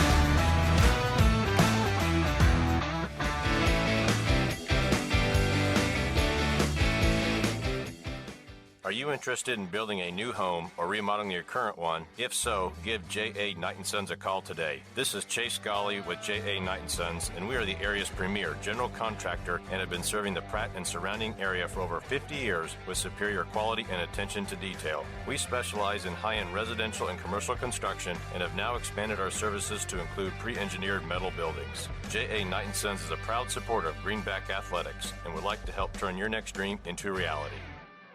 Exceptional dentistry, right in your neighborhood. At Pratt Family Dental, Dr. Carson Hopkins and Dr. Stephen Coons are here to keep your smile healthy and bright. From routine cleanings to advanced care, our team has the expertise and technology to handle all your dental needs with comfort and confidence. Because at Pratt Family Dental, it's not just about teeth, it's about family, trust, and smiles that last a lifetime. Call today to schedule your appointment with Dr. Hopkins or Dr. Coons. Pratt Family Dental, where exceptional care meets friendly faces.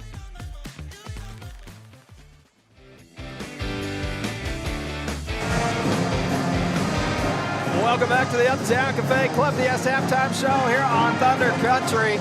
Now joined by head coach Chris Benton. As always during these halftime interviews, Coach, appreciate your time. As always, this one a special occasion. Now 2 years running, your Greenbacks have been able to host a game here in the Frog Dome. This one, a homecoming night. I don't even have to say anymore. You've already got a smile on your face. That's what this Frog Dome does to you. I've had one on my face since when I woke up this morning knowing that this was going to be the venue for tonight. Now, You played some ball games in this Frog Dome. Oh, no, here we go.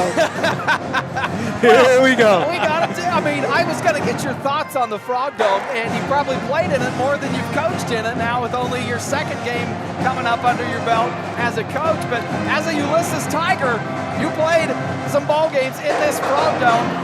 Can I ask for some memories, or is that too risky to do on air? No, I mean, hey, here's the deal. It was awesome. And back in the 90s, the rules and crowds were a little different, or maybe not as enforced as much, there's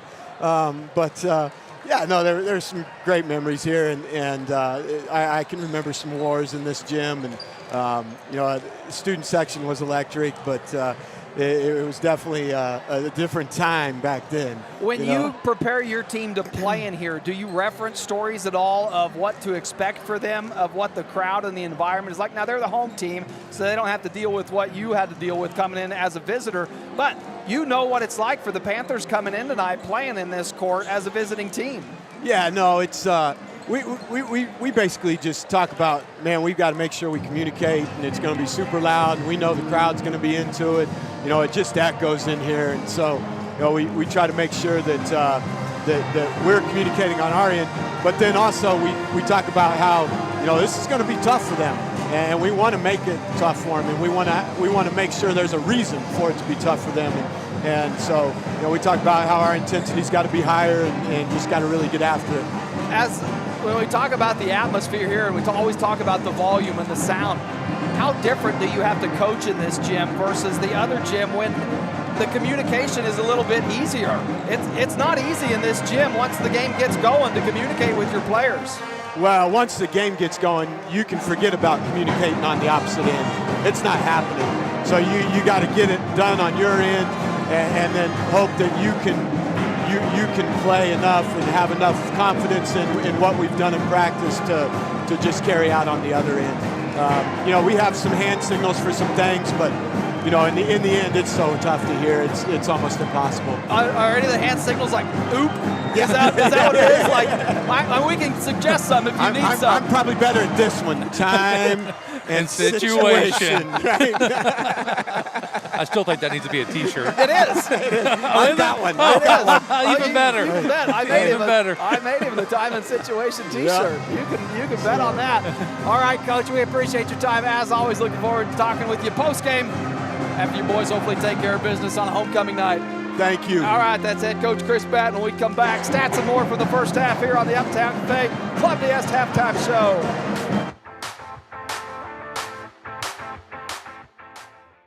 Are you a sports fan looking for a great place to grab a bite to eat? Look no further than Legends Cafe, located in Pratt, Kansas, on Highway 54. Legends is open 6 days a week and serves up mouth-watering burgers, fresh salads, hearty sandwiches, and much more. And don't forget about their daily specials. Legends is proud to support Greenback Sports and all the local teams. So whether you're celebrating a big win or just need to refuel after the game, Legends has you covered. Come on down to Legends, and we'll take care of the rest.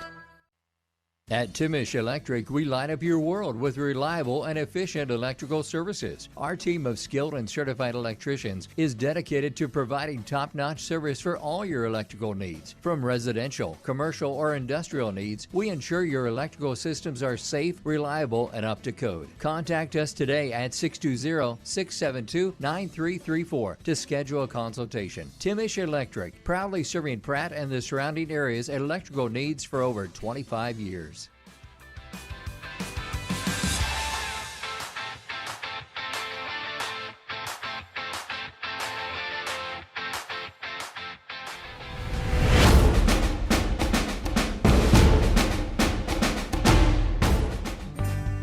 Mead Lumber in Pratt is looking better than ever. Stop by and see our brand new renovations with the same friendly faces you know and trust. Whether you're tackling a big project or just need supplies for the weekend, Mead Lumber has you covered with quality products and expert service. We're proud to be a part of this community and even more proud to support the hardworking athletes of Pratt High School. Mead Lumber, building relationships, building Pratt. To keep your equipment running, count on BTI for bulk oil delivered directly to your farm. Now BTI delivers 3 times the product, and it's quicker than ever. Our trucks travel up to 150 miles from any of our 6 stores, delivering premium oil, hydraulic fluid, and DEF, up to 1,500 gallons in just 30 minutes. It's another way to save you time and money. Call any of our 6 BTI locations or visit btioil.com. BTI, our family in partnership with your family.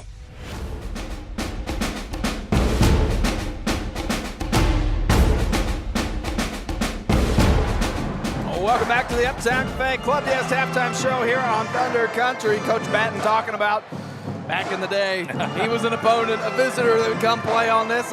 Ulysses Tiger graduate, and a lot of ball games on this court and on that Zerger field against Coach Batten, an outstanding athlete, quarterback, point guard, and he was fun to play against. But Lady Greenbacks taking care of business here in this first half, 44-16 the score after 1 half of play. Hope Hughes had a great first quarter, 12 points in the first, a couple free throws early on in the second, and then we didn't see her play the rest of that.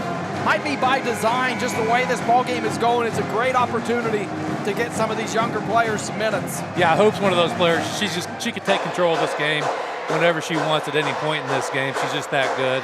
I do believe that was probably some of the strategy for Coach Troyan is get some other players in there, trying some different things out, especially when you have a pretty commanding lead. Yeah, it's also one of those deals. You have that lead. We've seen the ladies do it before. Let's not get too complacent. Yeah. Kenley Hildebrand and Lainey Ritz getting a lot of good minutes in that second quarter. It'll be the same starting 5 coming out on the court for the Lady Greenbacks in Forsberg, Winkelpleck, McAllister, Sowers, and Hughes. And same starting 5 for the Panthers as well. The Greenbacks will be taking a 44-16 point lead into this second half. Forsberg had 8 points in that first. Winkelpleck with 1, McAllister with 8. Hughes led the way with 14. Sowers 5 points, Myers with 8 points. And on the Panther side, Cynthia Bankston, 11 points, leads the Panthers in scoring. It'll be Greenback ball to start this second half. They'll be going right to left on your radio dial. Start at right side, Hughes seeing if she can pick up where she left off with an early 3. That one short and tied up on the court. Goes to the Panthers. Again, if you're tuning in on one of our multiple streams, we've got the Behind the Mic action on Eastus Media Facebook and YouTube. At the radio broadcast on Thunder Country 98.3 FM and the full game broadcast on Greenback Activities YouTube channel. So a lot of different ways you can watch or listen to tonight's broadcast. Thank you for however you choose to tune in, whether it's for the full game or just hopping in to say hello.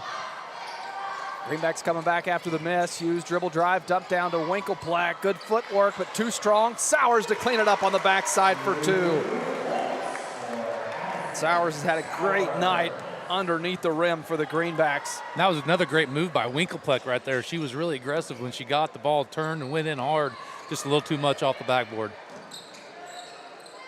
Panthers had trouble with this Greenback defense early on, and right away Hughes with a hand on that one nearly comes away with the steal. Bankston has to chase it into the back court. Shot clock did not reset, so it's at 10. Deep into the corner, Lamas not able to get a clean shot off. Now Bankston, aware of the shot clock, gonna dribble drive in, runs right into Sowers, who challenges her at the rim. Forsberg comes away with the board, up ahead to Hughes left side. Hughes baseline, good footwork, spins, sets up and finishes. Hughes able to get her defender on the court. Cornejo a little slow getting up after that one. Hughes puts the Greenbacks on top 48-16 early here in the third. Left side, Omont dribbling into traffic. May have got away with a double dribble, no whistle, but the shot doesn't fall. Hughes looking on the baseline for McAllister. Good pump fake, gets her defender in the air, steps through, gets the roll, drops it in for 2. Greenbacks hit the 50-point mark with 5:55 to play here in the third. That bucket put McAllister into double digits for the night as well. Cornejo, shot blocked from Hughes, able to stay with it. Bankston on the outlet, again gonna challenge Sowers at the rim, and this time will draw the whistle. Yeah, Sowers is doing a good job of just standing there going straight up. That time her body kind of slid in front of her a little bit. Just wasn't much she could do. Bankston coming in with a good head of steam. So Bankston will go back to the free throw line. First trip here this half.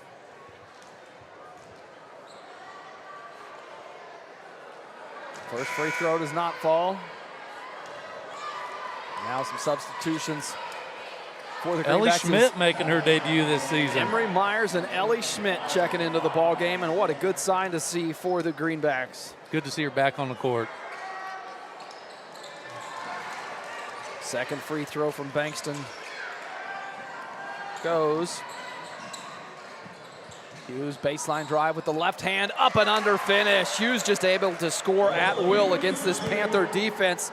She's got 18 on the night.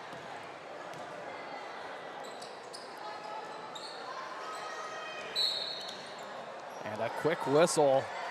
Gonna get Schmidt.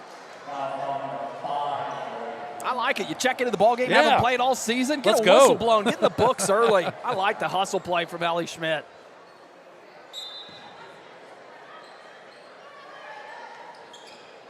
Panthers inbound near side. Into the corner, Lamas. Cornejo tied up. Has to kick it out. Galloway, trouble around the perimeter. Attacks the Greenback defense, and Schmidt forces the jump ball. It'll go the Greenbacks' way. That time, Schmidt able to get her hands on it cleanly.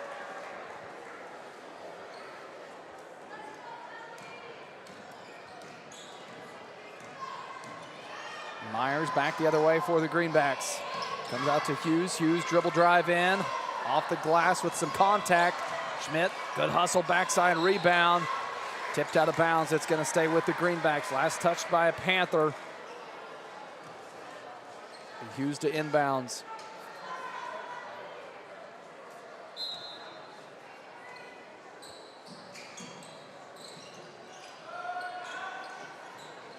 McAllister, a quick good look to Winkelpleck, but shot blocked by the Panthers. There's Powell on the block, and Bankston coming back quick the other way. Splits Hughes and Myers. Can't finish at the rim. Myers comes down with the loose rebound. Trying to get Bankston off of her, has to come to Hughes.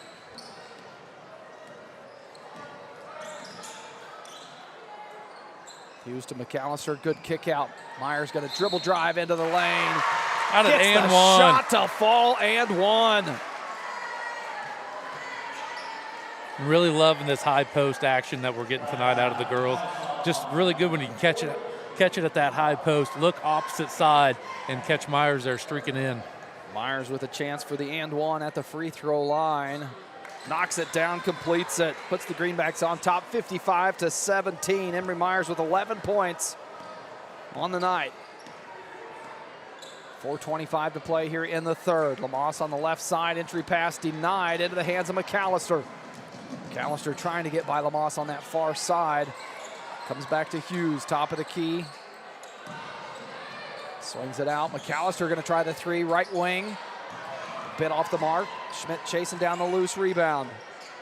Greenbacks will reset. Hughes left open. She'll fire. Does she get the roll? No. A high bounce just off the back of the rim. Falls into the hands of Onmont.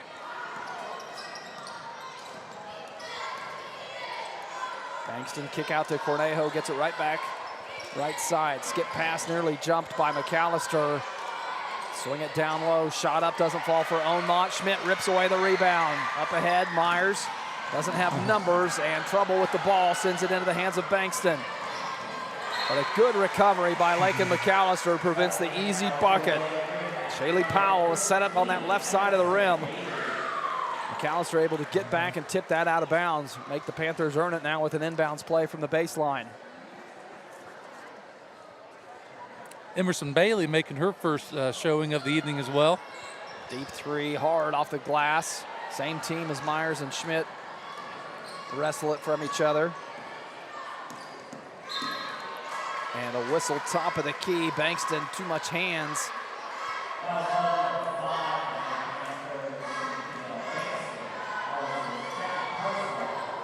Picks up her second.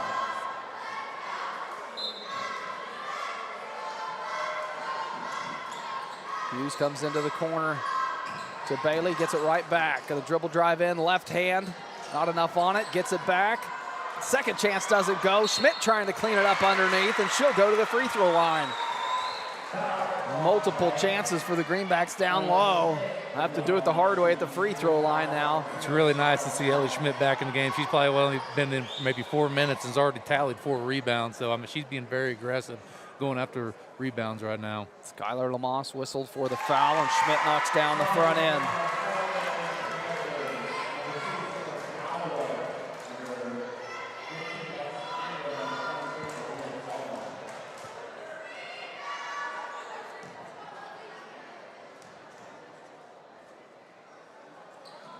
Schmidt goes 2 of 2 at the free throw line as the Greenbacks on top. 57-17, 3:05 to play here in the third quarter. Bankston to Galloway, and a travel. Greenbacks going to get the ball back. There's really good ball pressure there from Hope Hughes.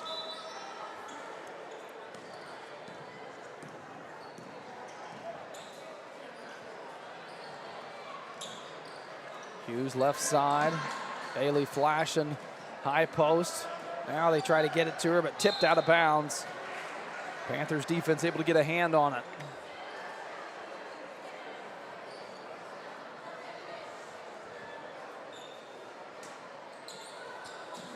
Winkelpleck off the inbounds. Hughes gets it right back in the corner. Frees herself up. Three-point shot, good. Hughes, 21 points on the night for the Greenbacks. 3 of them coming from behind the arc. Good defense from Hughes, top of the key. Myers nearly comes away with that steal. Bankston back in her hand, swings it near side to Galloway. Pull-up jumper from the free throw line. Rebound pulled down. Winkelpleck calling for it. Has to go over the right shoulder to get it. Trying to kick it back out to Myers. Myers has trouble handling it and pushed out of bounds. Well, they're going to say it was a push out of bounds. Well, I think if Bankston would have just let that play out, Myers was falling out of bounds with it. And they'll get Bankston with her 3rd foul. Be the 4th team foul on the Panthers.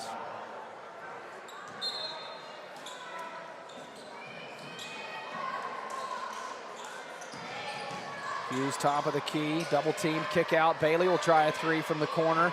Too much on that one, into the hand of Myers backside. Right side, Hughes gonna try a 3, that one, not enough legs, fell short. Collins on the rebound. And a whistle against the Greenbacks, reaching in.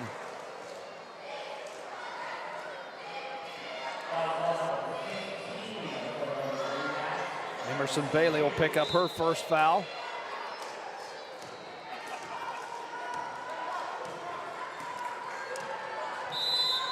Bankston a slow walk up the court, and our first timeout. Yeah, this is the first timeout. Comes from Coach Mason Bosworth at the 1:43 mark here in the 3rd. Stick around, more Greenback basketball when we come back here in 60 seconds.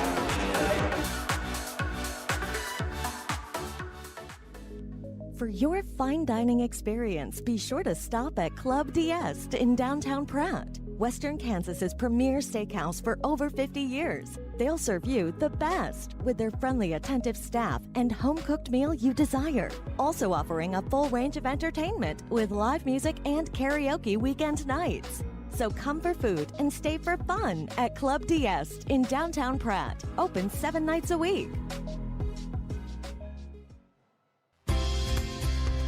This is Chris with Car Auction Real Estate. We've been proudly moving assets since 1965, with locations in Pratt and Larned servicing the surrounding counties. Jamie here with Car Auction and Real Estate. While our marketing strategies clearly stand out, we stand strong on our principles of integrity, transparency, and reputation in our industry. Whether it be buying, selling, auction, or appraisal needs, look us up online at carauction.com. Good luck and go Greenbacks.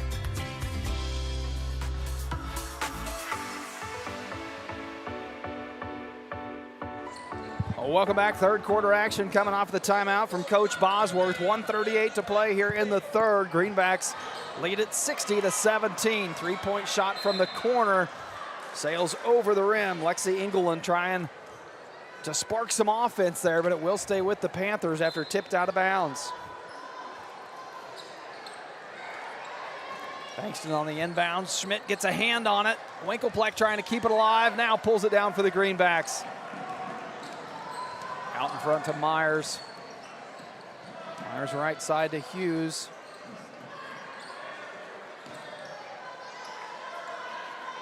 Myers frees herself up. Now tough take to the rim. Collins there to defend. Winkelpleck, put back doesn't go. Schmidt blocked from behind, and now it's in the hands of the Panthers. Ownmont up ahead to Bankston. Hughes making it tough on Bankston. She's got to get rid of it. Panthers reset left side. Ownmont and Galloway working that side. Come back to Bankston. Bankston will try a three. Into the corner of the rim and the backboard, being chased around, stays with Collins.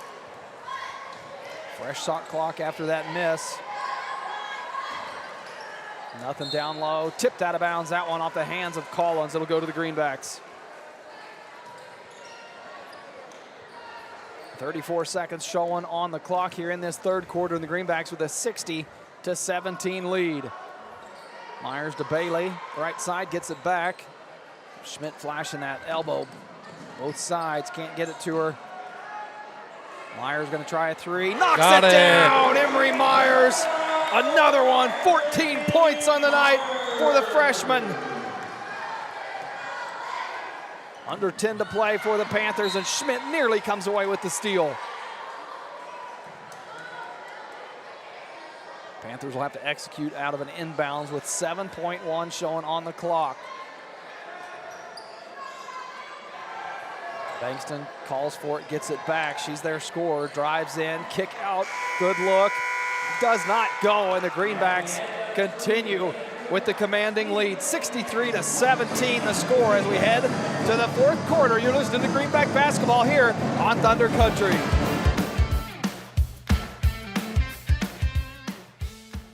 Escape into your ultimate outdoor getaway with the help of Uni Landscapes, your local full-service landscape design and construction company specializing in landscapes, hardscapes, patios, sprinkler systems, water features, and snow removal services. They create your dream space by incorporating design elements unique to you and your family. Uni Landscapes serves Pratt and the surrounding area and is open Monday through Friday. Call 620-672-3301 to transform your outdoor space today.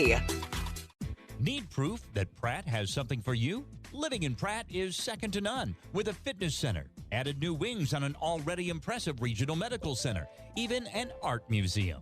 Pratt has dynamic downtown shopping, lots of hunting and fishing, and over 200 acres for outdoor lovers. Pratt is a great place to work and raise a family with beautiful older homes and new developments. Progressive, proud, and visionary. Proof that Pratt has something for you.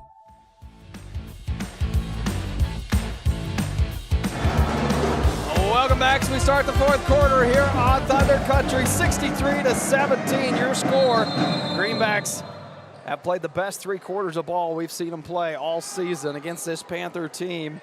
Got a chance to come away with a big win here tonight on homecoming night. Panther ball to start this fourth quarter. Bankston working at left side.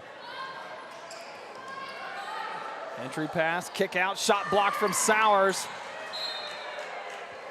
Going to stay with the Greenbacks. On the court for the Greenbacks, Myers, Forsberg, Bailey, Sowers, and Ritz.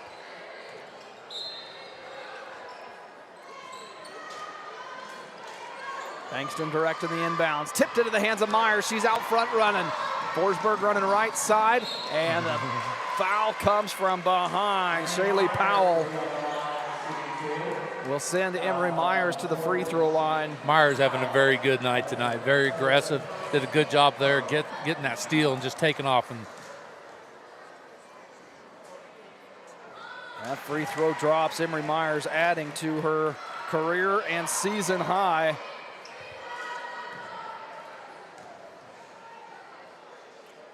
Second free throw rattles out. Sowers keeps it alive. Ball on the court. Bankston pulls it away.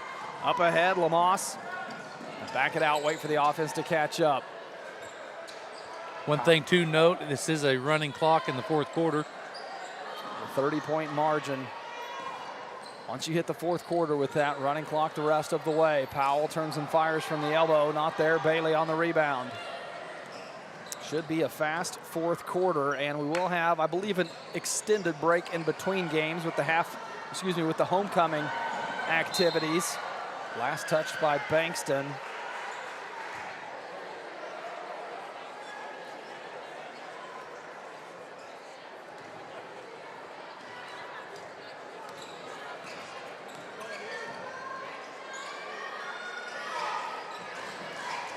Forsberg and Myers, top of the key. Ritz flashing, now backs out, gets it right side. Trying to go back to Forsberg. Bankston with some contact, no whistle. Greenbacks play on. Good look, finds Ritz down low, tried to dump it down to Sowers. It was there, but Powell got her hands on it, came away with it.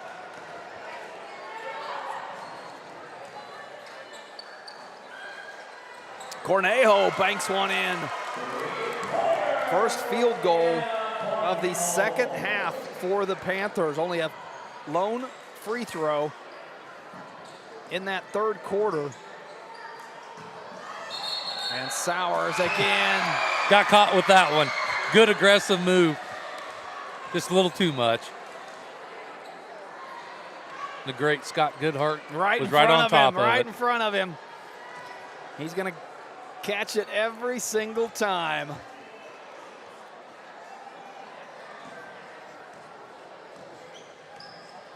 Under 5 to play, running clock here in the fourth quarter. Greenbacks on top, 64-20. Powell, nothing there. Bankston dribbles into the double team as Myers and Forsberg collapse. Stepping through, tough shot for Lamosse. She'll go to the free throw line, draws the contact.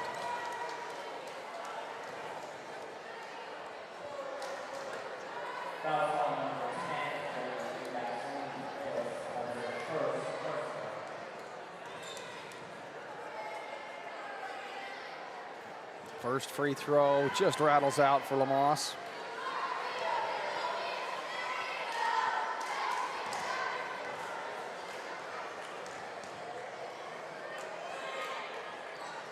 Second free throw misses as well. Bailey there for the board.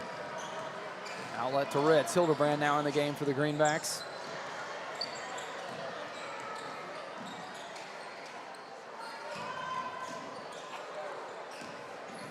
Myers right side, swings it to Hildebrand, trying to go baseline.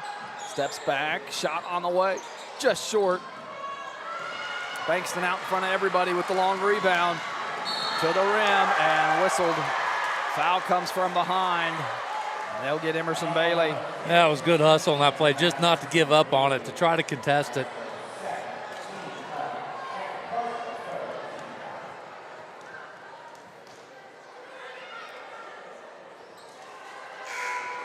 First free throw does not go. McAllister checks into the ball game.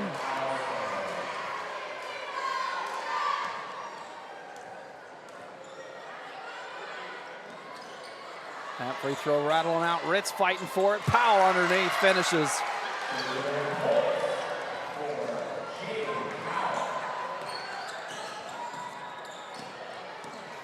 Forsberg running point for this young squad for the Greenbacks.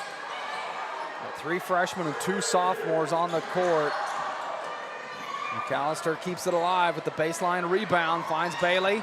Good extra pass to Hildebrand. Hildebrand backside. No, but McAllister forces the tie-up. Jump ball will stay with the Greenbacks.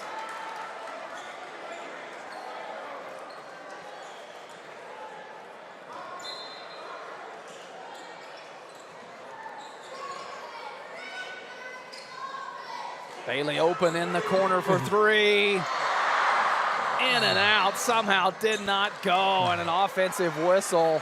Fighting for that rebound. They'll get Lainey Ritz for her first foul.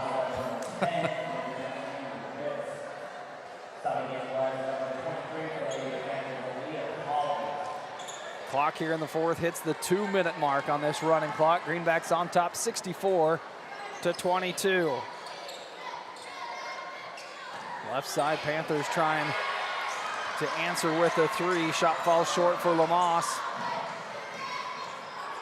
Bailey and Hildebrand top of the key for the Greenbacks. Forsberg left side, Ritz working down low. McAllister top of the key, and the pass jumped in front of by Bankston. An open lane to the rim, but leaves it short. Can't convert. Greenbacks trying to push it back the other way. Bailey right side, calling out a play.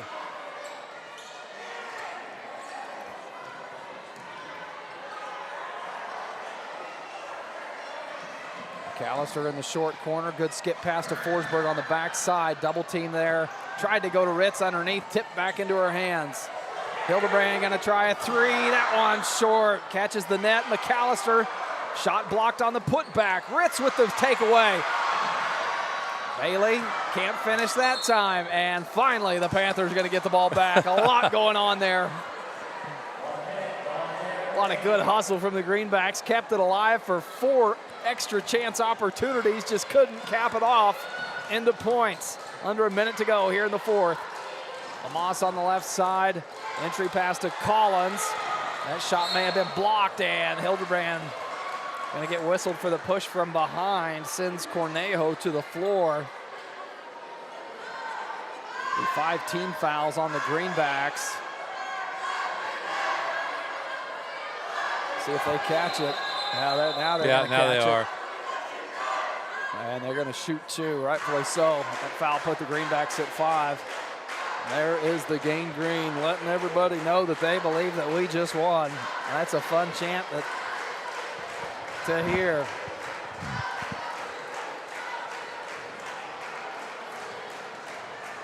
At the free throw line, Cornejo knocks down that one.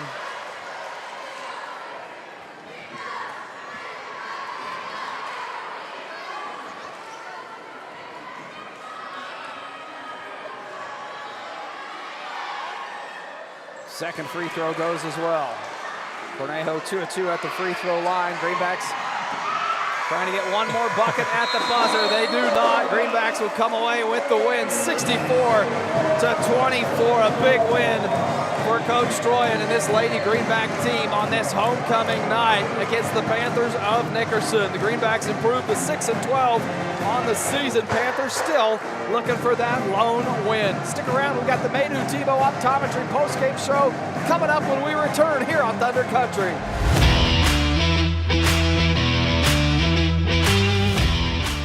Looking for a dealership you can trust? Doug Gray Chevrolet in Pratt is your hometown destination for quality vehicles and exceptional service. From brand new Chevrolets to dependable, pre-owned options, you'll find the perfect fit for your lifestyle and budget. Their friendly, knowledgeable team makes buying easy, and their service department keeps you running strong long after the sale. When you want honesty, value, and a better way to buy, choose Doug Gray Chevrolet in Pratt. Experience the difference today. When it comes to your health, trust Grace Clinic and Urgent Care in Pratt, conveniently located at 920 East 1st Street. Grace Clinic proudly serves Pratt and the surrounding area. Family nurse practitioner McKaylee Kirby provides primary care, urgent care, and sports physicals, and is accepting new patients and walk-ins. Open Monday through Friday, except Tuesdays, from 8:30 to 6, and Saturdays, 9 to noon. Call 620-388-3086 today. That's Grace Clinic and Urgent Care, caring for your family close to home.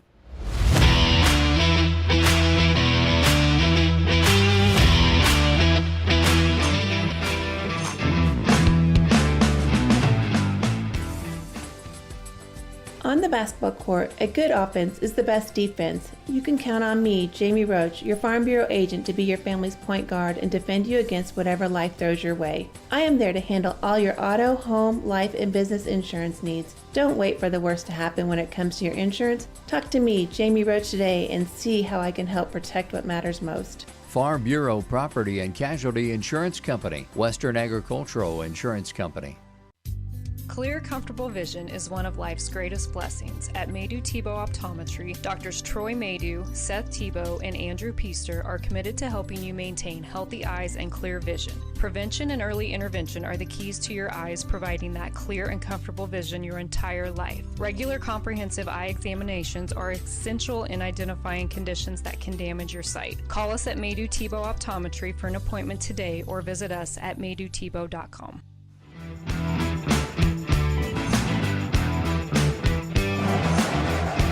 Welcome back to the Maydew Tebow Optometry postgame show here on Thunder Country. Lady Greenbacks coming away with a big win. Biggest of the season, 64-24.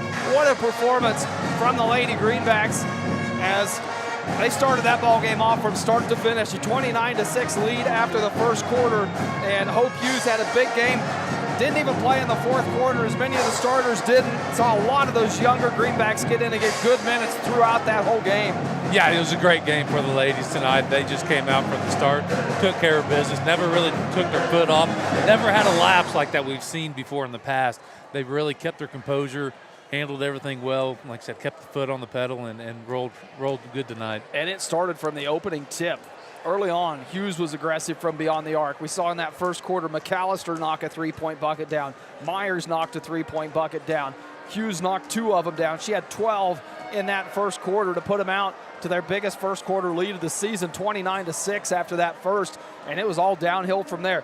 Panthers answered a little bit in that second quarter, closed the gap, but they never could slow down that Greenback scoring, and at halftime it was a 44-16 lead for the Greenbacks.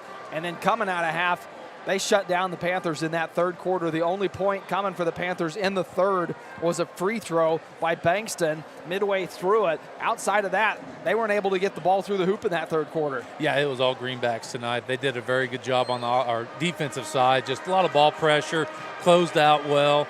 Just kind of got Nickerson out of a rhythm, and the scoreboard. The scoreboard reflected it. It reflected exactly what we saw, and that is exactly what you want for a homecoming night matchup. When you schedule that homecoming game, you want it to be a game you can come out and put a show on, put on a good crowd for your win, and come away with a win. The Greenbacks, the ladies knew they were going to have to fight for that one tonight, as no game has been easy for them this season.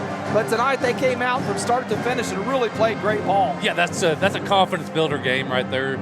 You know, they did a lot of good things tonight. A lot of things that you haven't seen them do throughout the season. You've seen glimpses of it, but you haven't seen a 4-quarter stretch, and tonight they put it all together.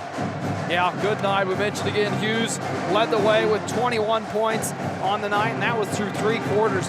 Really didn't play much in the second quarter as well. Only 2 free throws in the second quarter. All that scoring came in the first and the third for Hughes, and then she just wasn't needed. Yeah, I mean, like I said, she's such a good ball player. She could have taken control of that game from start to finish and done whatever she wanted. And it looked like early on she knew that too. She was really aggressive early on, and I really liked the aggressive play of Addison Sowers down low. She was looking to turn and score every time she got the ball on that low post, and the high post play of the Greenbacks really effective tonight. Yeah, between Forestburg, Winkelpleck, and Sowers, they all totaled 7 rebounds tonight, so they really were working hard underneath to get those boards. It was a night where the Greenbacks, they had the advantage. The mismatch went not in the Panthers' way. You looked at the height lineup up and down that court, and there was nobody that was going to challenge Sowers and Winkelpleck down low on the height side of things, and on the effort side of things, they're going to match up every time, regardless of anybody's height. So it was a good night for the big ladies, for the Greenbacks down low, and Sowers and Winkelpleck really cleaning up things.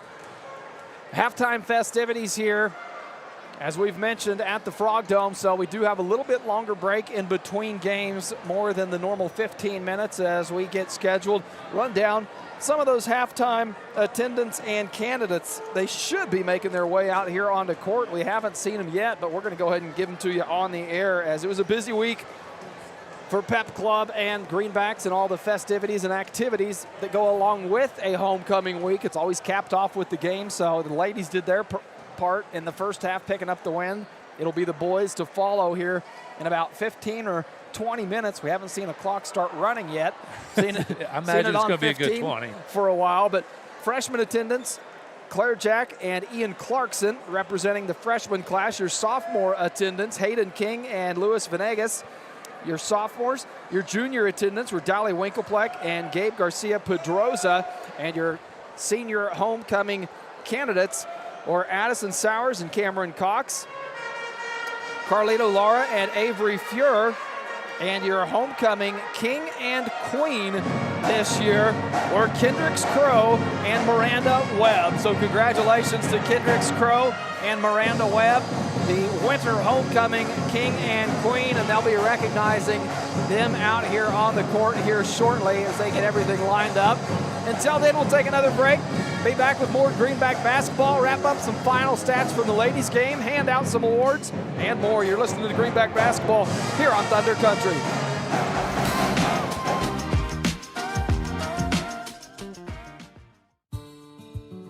This is Terry from Gatlin Meckler's Pharmacy. On display in our pharmacy is a nice assortment of over-the-counter items and a wide array of medical supplies, which includes knee scooters, walkers, canes, and bathroom items. We bill Medicare for respiratory supplies and immunizations. Our preferred pricing on prescriptions will get you through the door, and our customer service will get you to come back. Be sure to stop in today and see us on Country Club Road in Pratt. When it comes to real estate, folks want to work with someone they know and trust. I'm John Hamm with Hamm Auction and Real Estate. Whether you're buying a home, selling land, or thinking about an auction, Kevin and I take the time to walk you through every step. No pressure, just honest local advice. We're proud supporters of the Pratt High Greenbacks and proud to be a part of this community. Give me a call at 620-450-7481 or Kevin at 620-770-2381. Hamm Auction and Real Estate, local knowledge you can trust.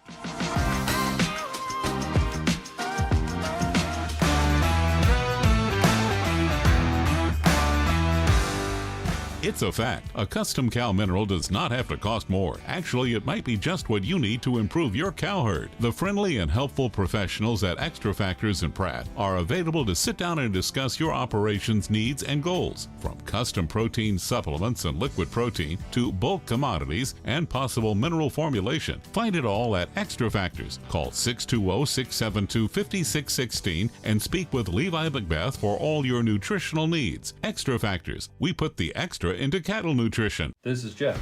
And Jared. At Intergreen Services, proud supporter of the Pratt Greenbacks. Around here we say one call fixes it all. From HVAC, plumbing, septic, electrical, and even water well service. We're your hometown team you can count on, just like the Greenbacks on game day. We're proud to stand behind our athletes, our school, and our community. So when something needs fixing at home, call Intergreen at 620-672-2338 or visit intergreenservices.com. Intergreen Services, neighbors helping neighbors, always cheering for the Greenbacks. Welcome back to the Maydew Tebow Optometry postgame show here on Thunder Country. Lady Greenbacks coming away with a big win tonight, 64-24, your final score. Now time to run down some stats and hand out some awards.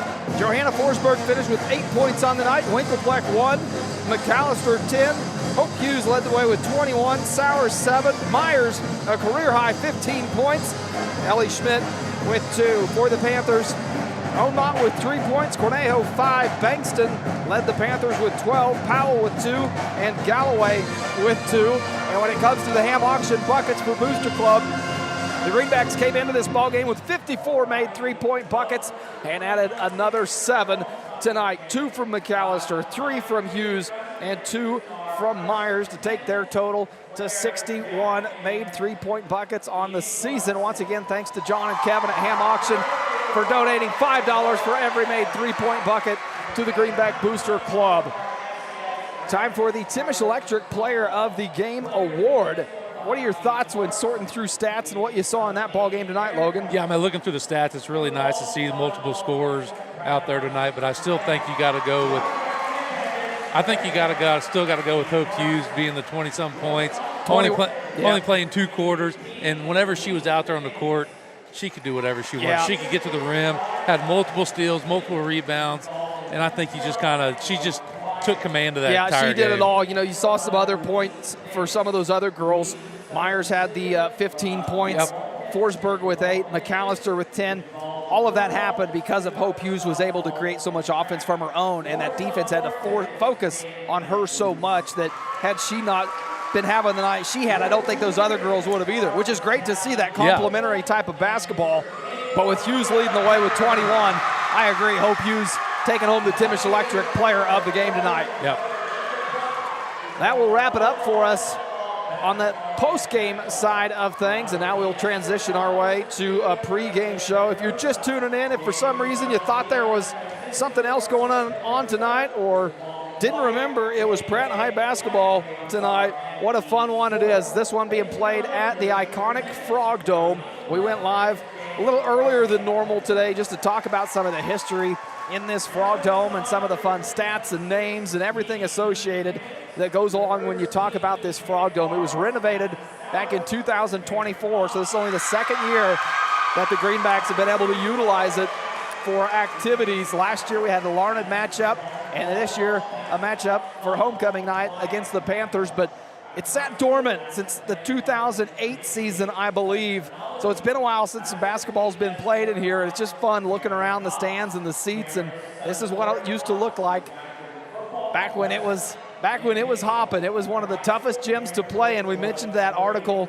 in the Hutch News back in 1987 where the coaches across the state of Kansas ranked this Frog Dome the #1 toughest gym to play in the state of Kansas, just with all the elements, the atmosphere, the snake pit style gym, the gangrene, the band, everything comes together, and we're doing it again here for a homecoming night. It's been fun to see. It is. It's an electric venue. It's fun to be here and experience this. I didn't have the luxury of being an alumni from here and being able to watch it or experience it and whatever back in the day, but it's been fun to be able to call a couple games in here and watch some junior high kids play in here also. Every time you come in here, you just got that sense of feeling, it's just so loud and the environment's good. It's just, there's a lot of atmosphere that comes with it, whether it's high school basketball that we're seeing tonight. You mentioned middle school basketball that creates a loud environment for those middle school kids.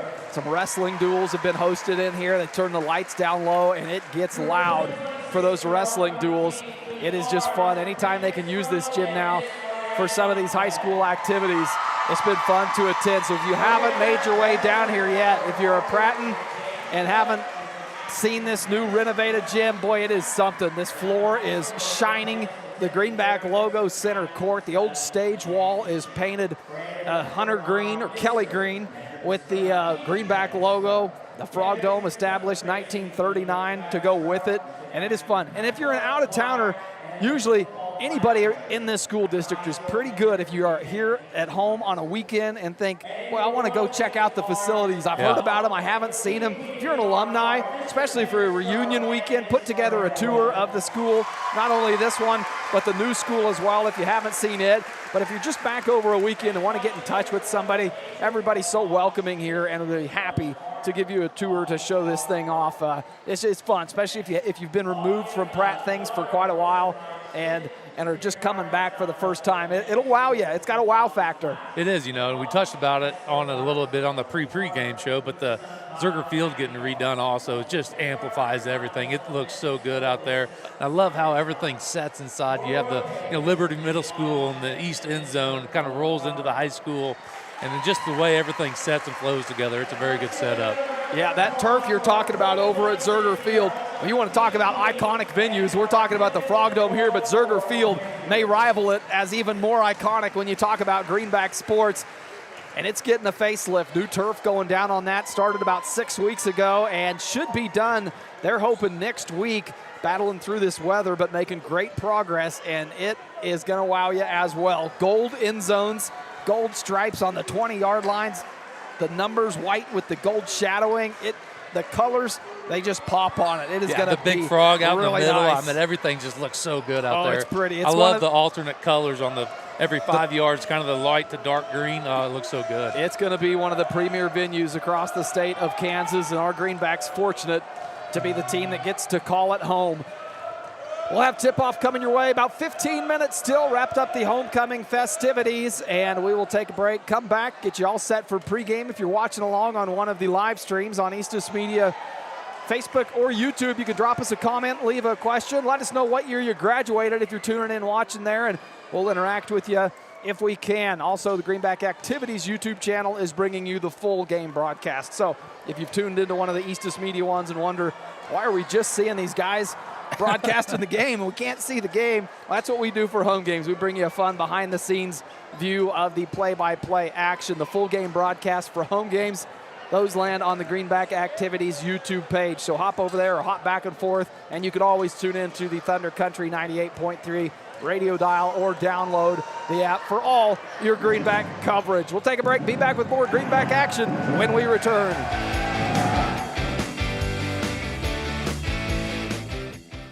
Are you interested in building a new home or remodeling your current one? If so, give J.A. Knight & Sons a call today. This is Chase Golly with J.A. Knight & Sons, and we are the area's premier general contractor and have been serving the Pratt and surrounding area for over 50 years with superior quality and attention to detail. We specialize in high-end residential and commercial construction and have now expanded our services to include pre-engineered metal buildings. J.A. Knight & Sons is a proud supporter of Greenback Athletics and would like to help turn your next dream into reality.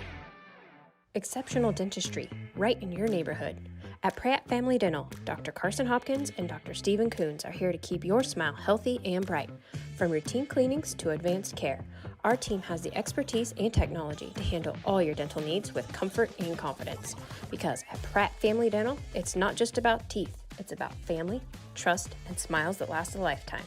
Call today to schedule your appointment with Dr. Hopkins or Dr. Coons. Pratt Family Dental, where exceptional care meets friendly faces.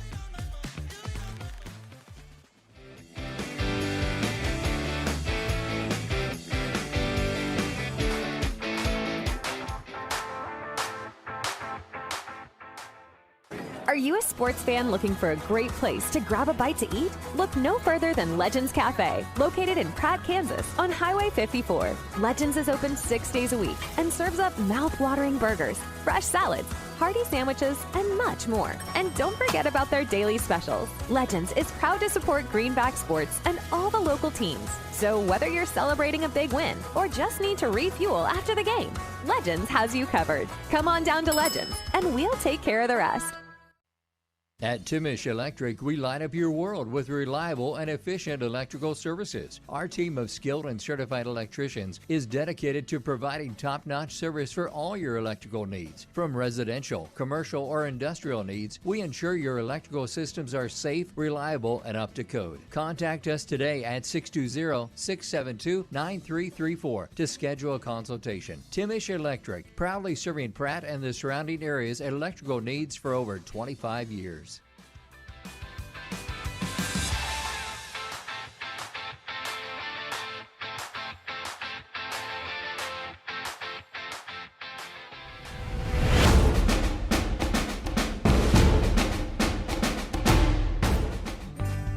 Mead Lumber in Pratt is looking better than ever. Stop by and see our brand new renovations with the same friendly faces you know and trust. Whether you're tackling a big project or just need supplies for the weekend, Mead Lumber has you covered with quality products and expert service. We're proud to be a part of this community and even more proud to support the hardworking athletes of Pratt High School.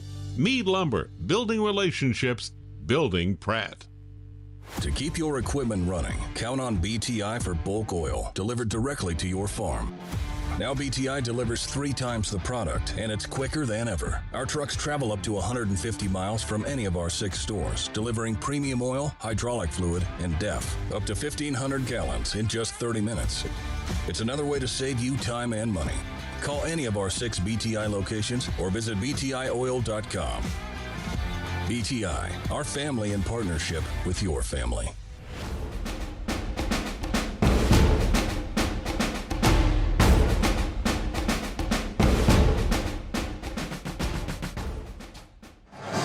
Welcome back to the Doug Ray Chevrolet pregame show, now here on Thunder Country, as the Greenbacks 15-1 boys set to take on the 4-14 Panthers of Nickerson. See if they can cap off the sweep, as the Lady Greenbacks just took care of business on the game previous to this. Had some homecoming festivities in between the way. Congratulations once again to Kendricks Crow and Miranda Webb, your homecoming king and queen for this winter season.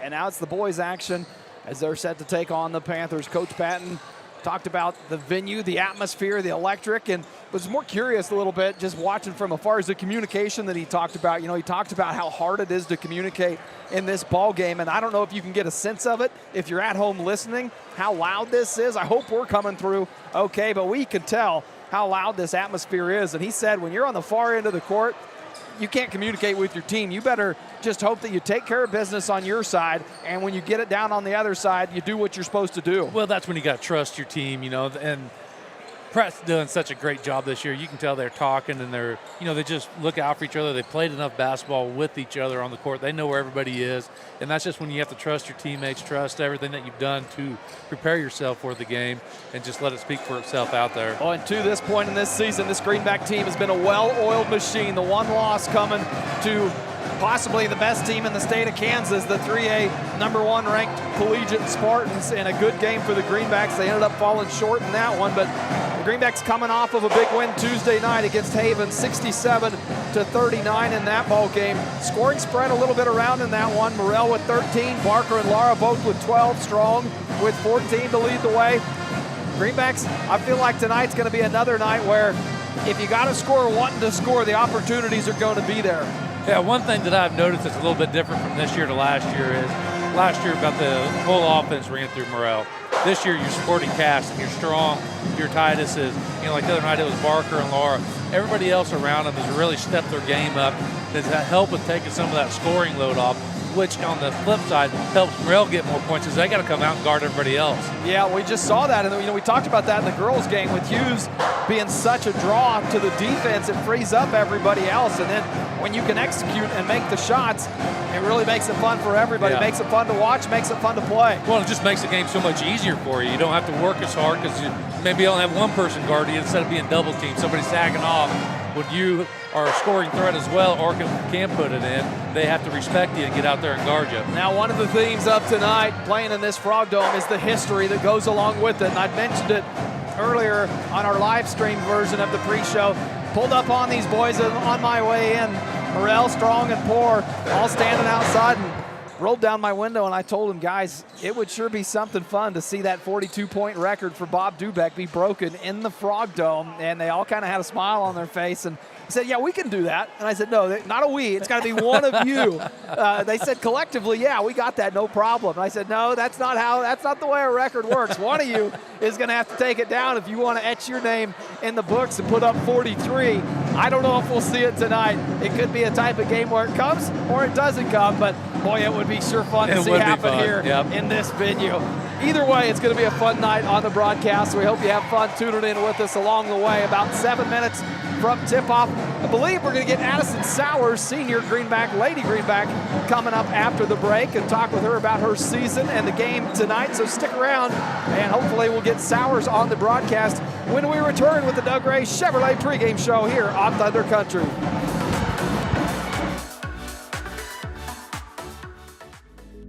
For your fine dining experience, be sure to stop at Club D'Este in downtown Pratt. Western Kansas's premier steakhouse for over 50 years. They'll serve you the best with their friendly, attentive staff and home-cooked meal you desire.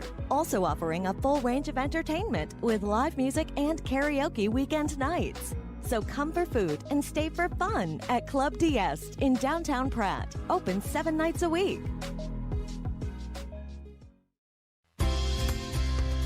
This is Chris with Car Auction Real Estate. We've been proudly moving assets since 1965, with locations in Pratt and Larned servicing the surrounding counties. Jamie here with Car Auction and Real Estate. While our marketing strategies clearly stand out, we stand strong on our principles of integrity, transparency, and reputation in our industry. Whether it be buying, selling, auction, or appraisal needs, look us up online at carauction.com. Good luck and go Greenbacks.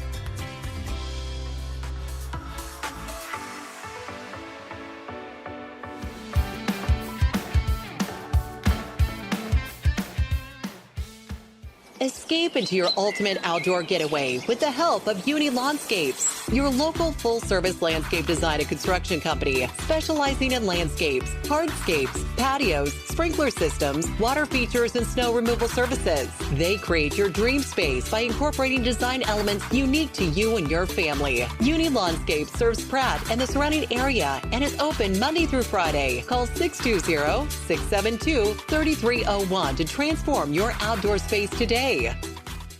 Need proof that Pratt has something for you? Living in Pratt is second to none with a fitness center, added new wings on an already impressive regional medical center, even an art museum. Pratt has dynamic downtown shopping, lots of hunting and fishing, and over 200 acres for outdoor lovers. Pratt is a great place to work and raise a family with beautiful older homes and new developments. Progressive, proud, and visionary. Proof that Pratt has something for you.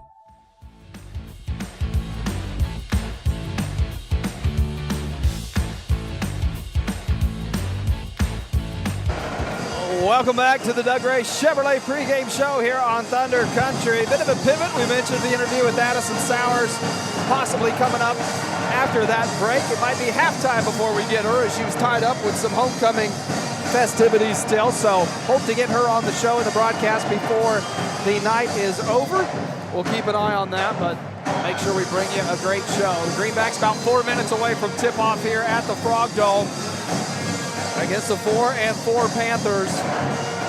Greenbacks come into this ballgame 15-1 on the season, coming off of that big win against Haven Tuesday night. And a tough matchup next week on the way, one that a lot of people eyeballing that one. They'll take on Heston Tuesday night. Heston, the number 2 ranked team in 3A. Always a tough matchup for the Greenbacks. So that'll be a fun one heading into next week as we give you a little bit of the roadmap for this Greenback team. But they've got to take care of business tonight here against the Panthers and this Coach Williams-led team. What an atmosphere here at the Frog Dome, though. I know. What are your keys to the win tonight, Cody? I think the boys need to come out the same way that the girls came out. You've got to be aggressive, try to dominate early, and take advantage of this home crowd. You don't get this atmosphere every game in a season like this. This is a one-off type of moment. Everybody come out. You're going to get some of those fans that don't normally come out to a game. I agree. Because they want to see the Frog Dome back in action. So for a lot of these fans here tonight in attendance, this is the first time that they've seen this Greenback team play this season in person. I assume they've all tuned into the live streams and the broadcasts, but in person, showing for the first time. So I think this Greenback team got a real opportunity to come out and put together a quick, strong game early on in this ball game, and then that should set the tone from there. I think Morrell again is going to have a mismatch down low against this Panther team. Points should be available to him, and then we'll see where it goes from there. It usually starts with him and then works its way out, frees up your other scorers like Strong and Liggett, Parker, Morrell, Laura, and some of those other players. So early on, I expect to see what Morrell does, and the rest of the tone will get set from there.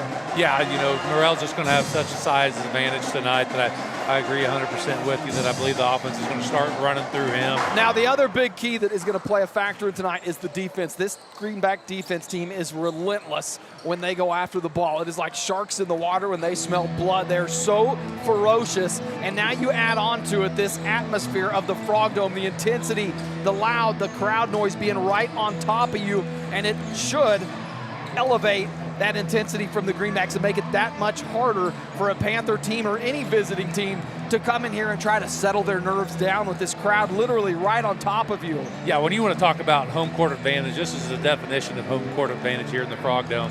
There's just the students are right up front, they're right on top of you, the fans are on top of you, it's loud.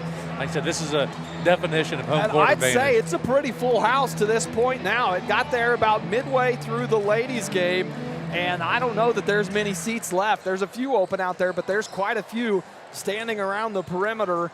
So not a lot of seats left, as it looks like a packed house is what the Greenbacks achieved here for this Frog Dome matchup on a homecoming night against the Panthers. As you can hear, Jeffrey Port and his pride of South Central Kansas across the way in the band with the Liberty Fight song. It's going to be a fun atmosphere. Cheerleaders across the way.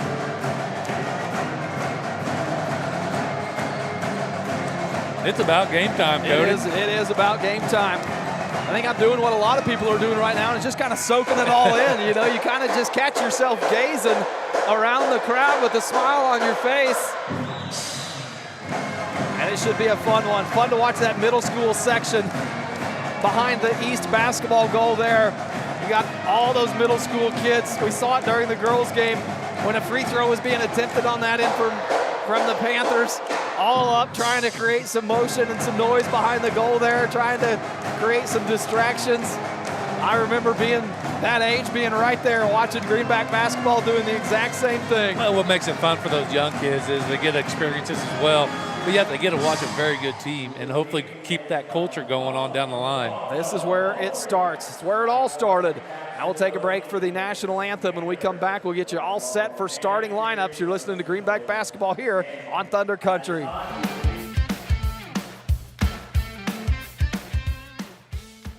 Escape into your ultimate outdoor getaway with the help of Uni Landscapes, your local full-service landscape design and construction company specializing in landscapes, hardscapes, patios, sprinkler systems, water features, and snow removal services. They create your dream space by incorporating design elements unique to you and your family. Uni Landscapes serves Pratt and the surrounding area and is open Monday through Friday. Call 620-672-3301 to transform your outdoor space today.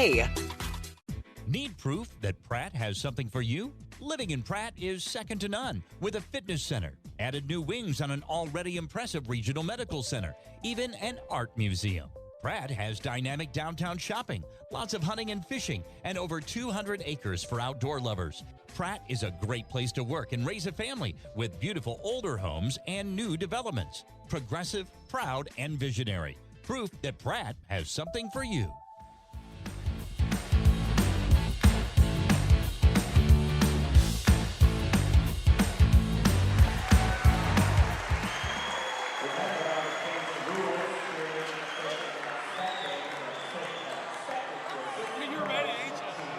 Welcome back to the Doug Ray Chevrolet pregame show here on Thunder Country as we all get you set for starting lineups, tip-off, and more. It'll be the Pratt High Greenbacks taking on the Nickerson Panthers. We sort through starting lineups here. A couple name changes on this Panther lineup. I want to make sure we get them right before we get them read off to you. I think we've got them all right. You got a mark there, Logan? Yep. All right, we'll start with the Panthers. Number 2, a 5'9" junior, Rylan Morrell. Number 5, a 5'11" senior, Cameron Welch. Number 20, a 6-foot sophomore, Noah Weber. Number 23, a 5'10" junior, Dale Smith. And number 24, a 6'1" senior, Riley Bronner. Panthers led by head coach Terrence Williams. And for your Pratt High Greenbacks, number 0, 5'10" junior, Hudson Titus. Number 4, 5'11" junior, Kyler Barker. Number 5, 6-foot sophomore, Cade Leggett. And number 20, 6'6" senior, Arlie Morrell. Number 33, 6'2" junior, Caleb Strong. The Greenbacks led by head coach Chris Batten, assisted by Tyler Strong and Parker Titus. Those are your starting lineups for the evening, and we are set for some Greenback basketball. It should be an electric atmosphere, a full house tonight here at the Frog Dome. Greenbacks come into this ball game 70 made, 3-point buckets for their Ham Auction buckets for Booster Club total. In between the break there, I just had John Ham come down, hand me a note, and say, what's the dunk record for Arlie Morrell, and does he have it? I'm going to have to check on that one for you, John. He said we might be willing to sponsor that one as well, too, because, boy, he puts down a lot, and I think we're going to see some tonight here in this Frog Dome. Did he have 5 in the single game in Hoyington? I can't remember. It's either 5 or 6. I lost track. Remember, but boy, it was impressive. He put on a show in that winter jam. So the Greenbacks and the Panthers make their way out to midcourt, and we are set for tip-off. It'll be Noah Weber tipping off against Arlie Morrell. And the Greenback student section, Gang Green, as we like to call it around here, letting the Panthers have it for this opening tip. Ball in the air, sent back to Liggett, and the Greenbacks come away with the tip. Greenbacks going left to right on your radio dial, and the home whites with the green trim already featuring Morrell, dumping it down low, off the rim, doesn't go, gets his own board, goes back up strong, and this time he'll go to the free throw line. Well, he's made a living with that. Every time that he has a missed shot, he is still there to compete, to try to get that rebound, to go back up with it. First whistle against Riley Bronner sends Morrell to the free throw line. Knocks down the front end for the first point of the night.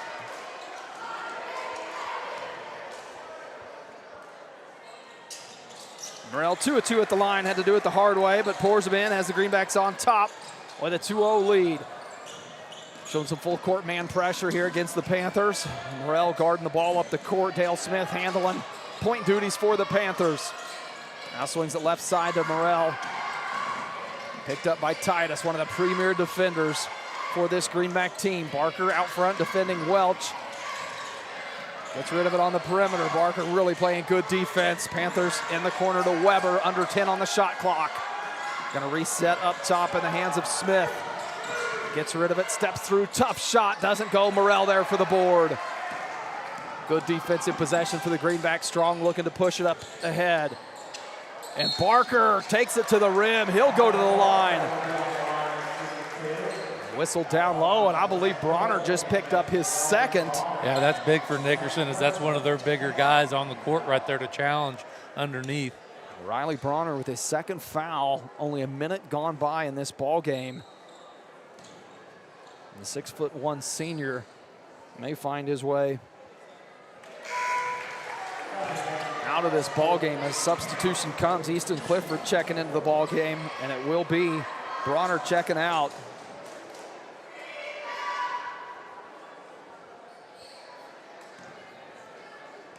Barker able to knock down the first free throw, has one more, second on the way. Barker goes 2-2 at the free throw line. Greenbacks on top 4-0 early here in the first. Titus with a hand on that, tips it away. Stays with the Panthers, but getting a first-hand look of how they're going to have to deal with this full court pressure of the Greenbacks. Barker making it tough on the baseline. Goes high over the top. Morrell nearly came away with it. Panthers able to advance it into the half court. Baseline jumper from Clifford, who just checked into the ball game, falls and gets the Panthers on the board.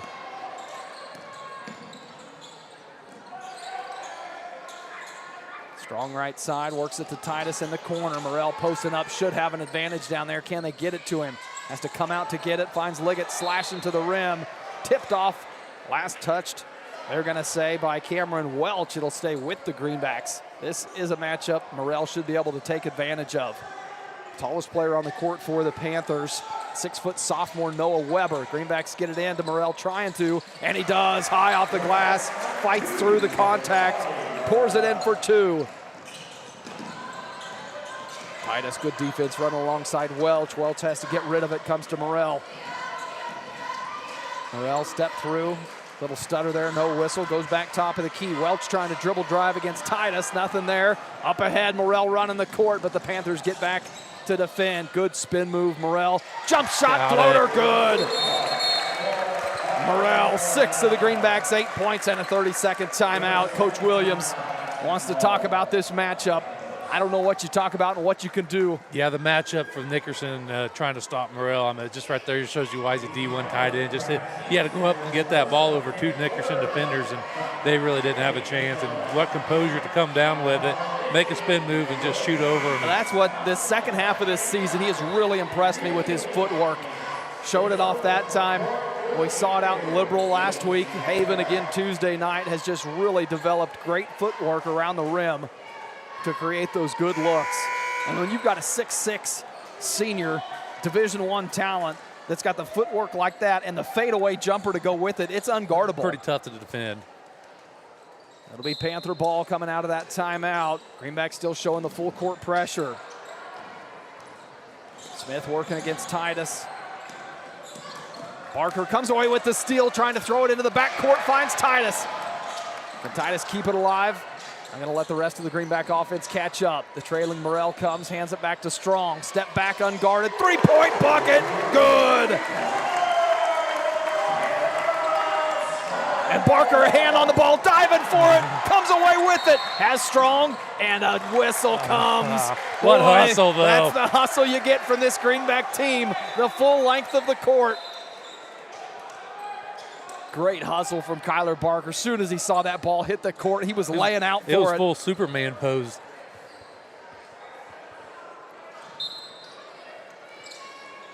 Panther ball on the sideline, going to the backcourt. Smith working against Strong. Greenback defense in this Gang Green student section, trying to energize them. Welch against Liggett. Liggett gets the ball on the court. Fought for, Barker diving in for it again. No tie-up, play on. Smith double-teamed in the corner, and too much body for Barker that time. But the beauty of this Greenback defense and their roster is you can be that aggressive and know that if you get in a little bit of foul trouble, you've got that 6th, 7th, 8th man to come in and pick right up where you left off. Yeah, I mean, that's just something, a luxury to have that every coach dreams of, and Coach Batten has it with this squad. On that note, Landon DeMuth and Carlito Lauro check into the ball game for Barker and Titus. They got Barker for that foul. Panthers into the half-court offense, trying to set it up, and a carry there.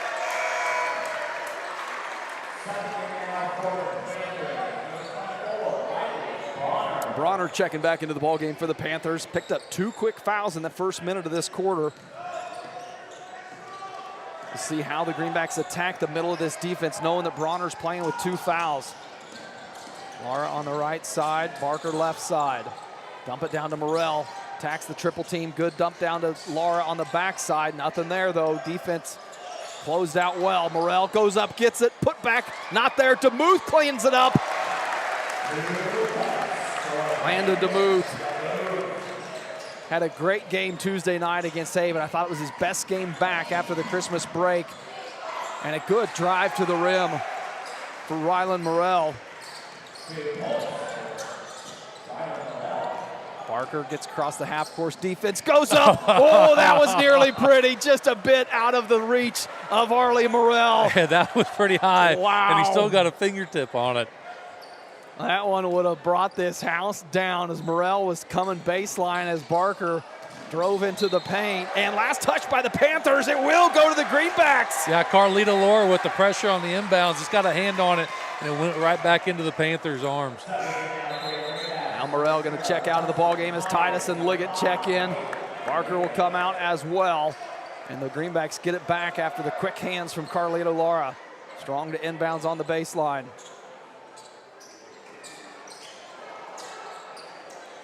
Outlets to Lara in the corner. Drives in, finds Liggett with the bounce pass. Liggett finishing at the rim. So strong when he gets around the rim. And he uses his body so well.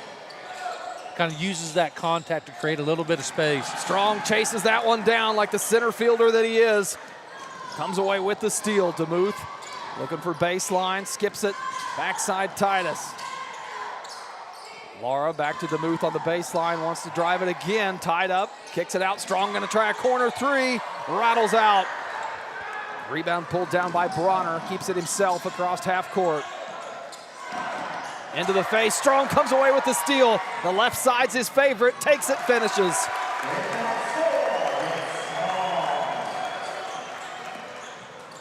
This Greenback defense causing havoc here on top 17-4 with 3:25 to play here in the first. Bronner trying to get by Liggett. Gets through. Nice floater from Bronner to answer. Titus not slowing the pace down at all. Now we'll set up the offense. Working against Bronner. Unloads to Lara. Kick back out. Titus left alone. He'll fire. Front of the rim. Just rattles off. Bronner with another defensive board. Bronner spin move, nearly loses it, picks the dribble up, needs some help. Goes right side into the corner to Weber, and ball stolen by Strong again. Has DeMuth, left side, goes back and back. Good give and go. The unselfishness. Heads up play by Landon DeMuth there. The extra pass. Defender couldn't commit. Strong took advantage of it. Greenbacks on top 19-6, 2.5 to play here in the first. Bronner working against DeMuth and thrown out of bounds, miscommunicated, looking for Smith on the far side, but he was cutting. And here the Greenbacks are, just continue, rotate them in, 2 out, stay fresh, get out there and keep the pressure constant.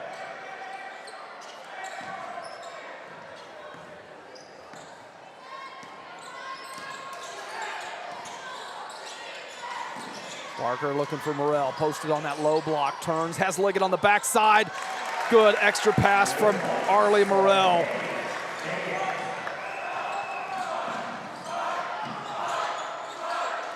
Top of the key, Morrell working off Titus. Spin move, kicks it back to Bronner. And a whistle, travel on the call. But nothing is easy when you have Carlito Lara in your face. Does not give you any space at all. Creston Poor set to check in for Carlito Lara. First minutes of the night for the senior Poor.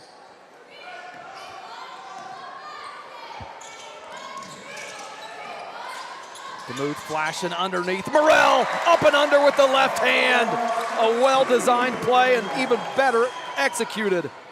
Those two just complement each other so well. DeMuth has such good vision when he's out there on the court. Tough shot underneath. DeMuth may have got a hand on it. Morrell picks up a board.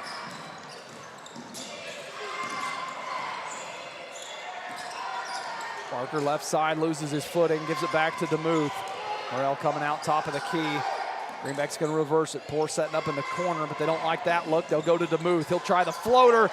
Nice look. Landed DeMuth with the high floater.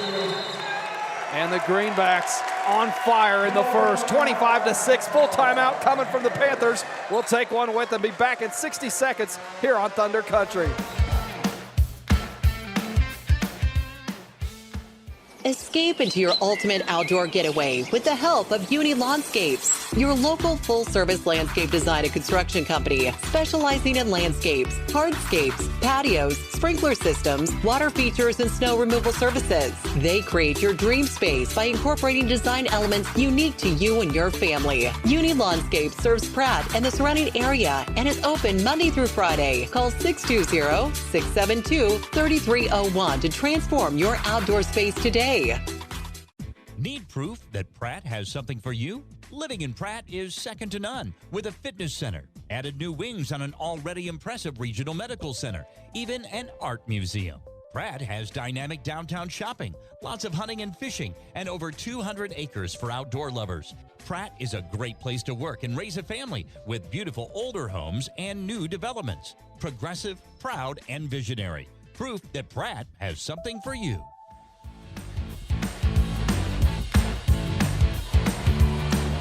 Welcome back. First quarter action, 1:15 to play, and the Greenbacks on top 25-6. This was the first quarter start that we talked about, and the Greenbacks have come out and executed. Coach Batten's obviously working on some different defensive schemes here. He's always been a man-to-man guy there, and he's been known to do this when he's got a good lead to kind of throw this 1-3-1 in there just to try something different, and the Greenbacks are showing it right now. A whistle there goes against DeMuth. Panthers reset on the sidelines. Morrell trying to inbounds, throws it off the hands of Morrell.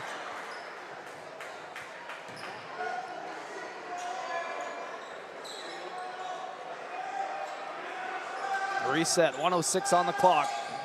Panthers setting up the half-court offense. Greenbacks trying to trap.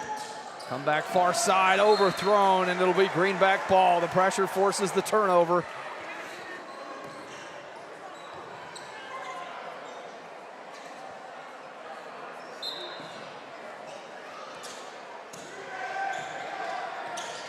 Under a minute to play here in the first. Barker setting up the offense. Morrell comes out.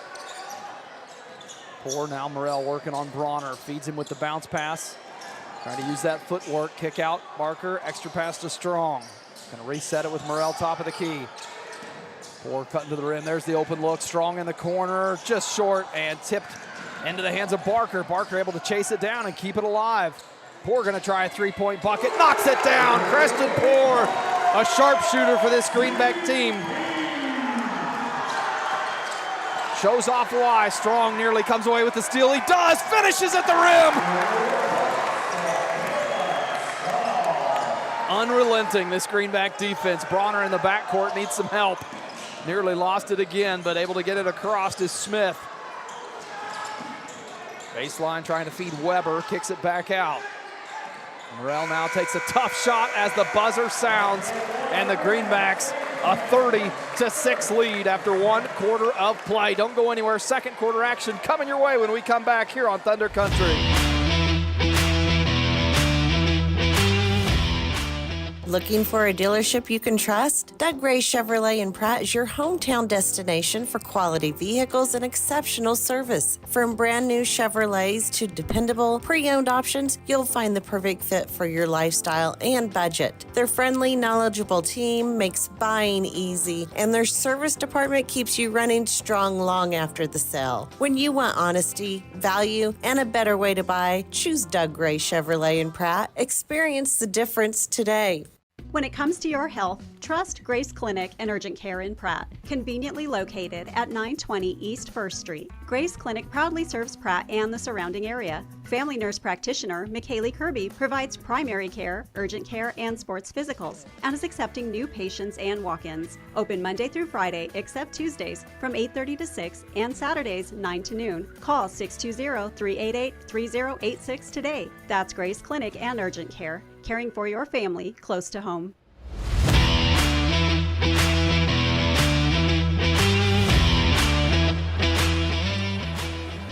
Welcome back as we start second quarter action here live from the Frog Dome on this homecoming Friday night for the Greenbacks, taking on the Panthers of Nickerson, and the Greenbacks with a strong first quarter lead this one 30-6 after 1 quarter of play. No signs of slowing down. They've got the pressure on the Panthers here in the half court. Good feed to Bronner, but he's got to challenge Morrell. He does successfully. Good finish. Bronner hard to do, scoring over Morrell. Morrell kick out. Strong going to try another three. That one too strong. Back iron. Bronner with another defensive board. Up ahead, nearly through the hands of a Panther. Chase Welch. Shot rolls around the rim. Morrell pulls it down. Throws it into trouble. Tipped away. Catch that, number 13 for the Panthers there. Got a couple on the roster. Chase Welch. I think it's Welch, yeah.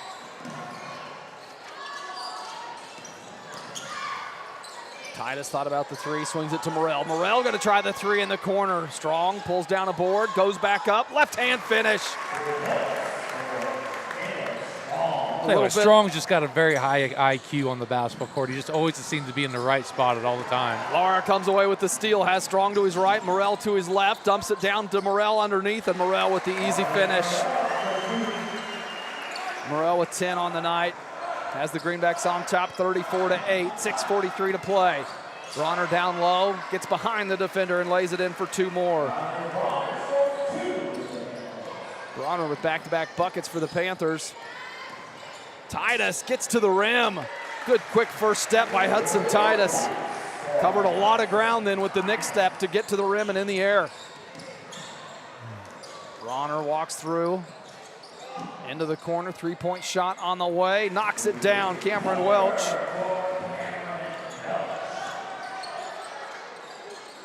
His first bucket of the night makes it a 36-13 ball game.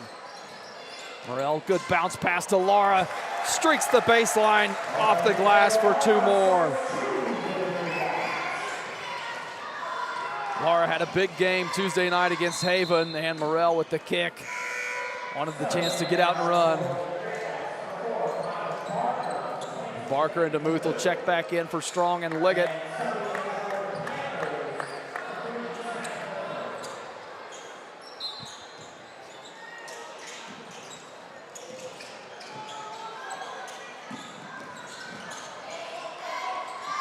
Panthers work it into the corner. Morrell guarded by Morrell. Morrell forces him to the baseline. Panthers reset, top of the key. Good look. And Welch, his second three-point bucket. He's got 6.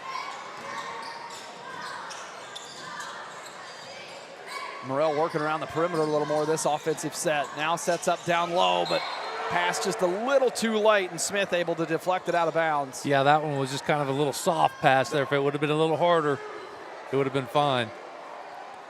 Greenback set up on the baseline. Barker to inbounds. Titus will come out and get it. Morrell sets the screen, gets the ball after that. Let's get past to Barker in the corner. Now Morrell setting on that low block. Spins, fires, tough shot. Will he get the roll? He does. Morrell with 12 on the night, has the Greenbacks on top, 40-16. Bronner swings it back around the perimeter, gets it right back. DeMuth playing good defense on Bronner, not giving him any space. Has to unload to Morrell, far side. Challenge to Morrell, comes away with the swat. Barker running center court, has numbers. Panthers collapse, Barker steps through. Challenged at the rim, last touched by the Panthers. Noah Webb will check back in the ball game for the Panthers as Poor comes in for Hudson Titus.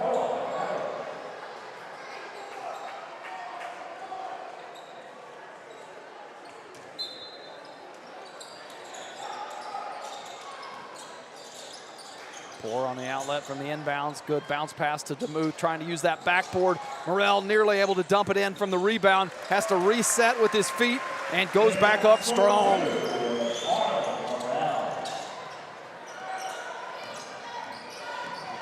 Smith working the ball up the court, has to get by the full court pressure of Lara. Now hands it to Bronner.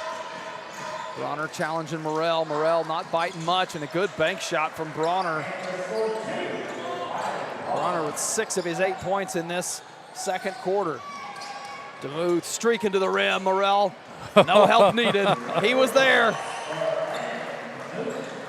DeMuth, the touch off the glass. Kick out, three-point shot on the way. Front of the rim, Smith can't get it to fall. DeMuth, another board. 3:50 to play. Greenbacks on top, 44-18. Moore back in that, Morrell backing down Bronner. Wants to spin to his left, steps through, blocked, and a whistle. Bronner gonna pick up his third foul. Morrell knew Bronner playing with 2 fouls. And Morrell just taking it right to him, either forcing him to choose to back off or to commit that third foul. Yeah, Morrell just did a great job there, pump fake and going up into him. Like you said, you knew that was in his mind that he has 2 fouls. And obviously the offense kind of runs through Bronner. And he's going to have to come out of the game with his third personal with 3:37 left in the second quarter. Morrell missing the front end of that free throw. We'll have one more on the way.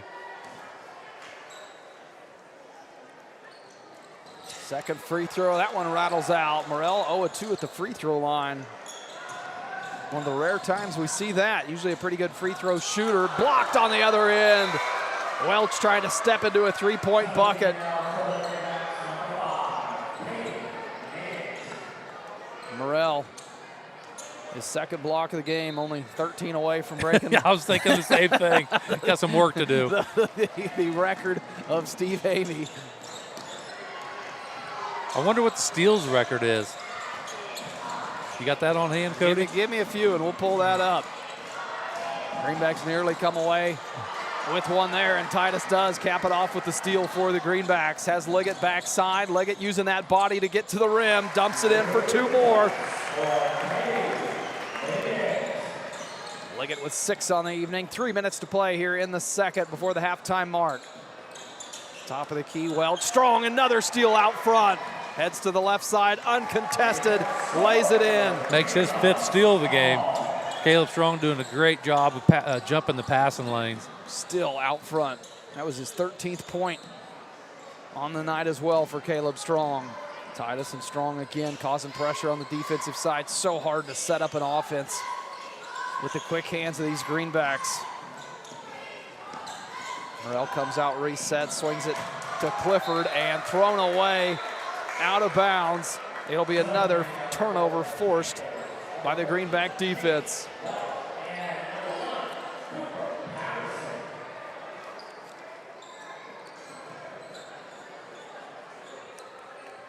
Asked on that single game steals record, Craig Reynolds, 1991-1992 season. He was a name I mentioned earlier as one of those great Greenbacks from the 90s. As Creston Poor knocks down his second three-point bucket of the ball game. And a travel on the other end. Greenback's going to get it back. Craig Reynolds, talked about him, son of JoJo Reynolds, who held that rushing record for the Greenbacks for so long. And when Craig Reynolds came through here, he was an impressive athlete to watch on this basketball court. Could fly out of a gymnasium and played defense as well. 11 steals, the single game record held by Craig Reynolds. Titus trying to cut through, thought he might have been fouled, and has to tie it up on the court to force the jump ball. Should stay with the Greenbacks.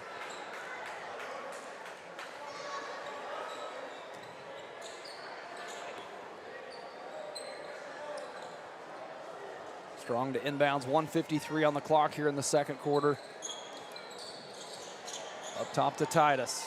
Strong coming out for it, left open, he'll fire. That one doesn't go, top of the board. Titus keeps it alive. What a rebound. And we talked to Coach Batten about that rebounding of Titus in that Haven game, just how he has that attitude and effort to come flying in, and the timing and positioning so well for some of those big backside rebounds. Liggett there for one on the defensive end. Strong cutting to the rim, too much there. DeMuth trying to clean it up, can't. Greenbacks with a rare missed opportunity underneath the rim, not able to capitalize on it. Into the corner. Smith thought about the three, but the closeout defense makes him reset the offense. And a foul down low off the ball. Going to go against Cade Liggett. A little physical down there in the paint. Liggett will pick up his first.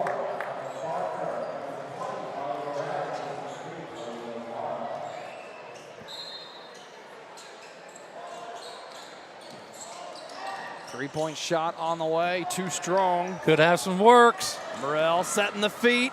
Oh, just a bit too far outside. Tried to slam that one down in front of that middle school section. And a whistle, top of the key, wanting to get a chance back at that one. It was just defended well enough by the Panthers, or he didn't have that clear lane to the rim.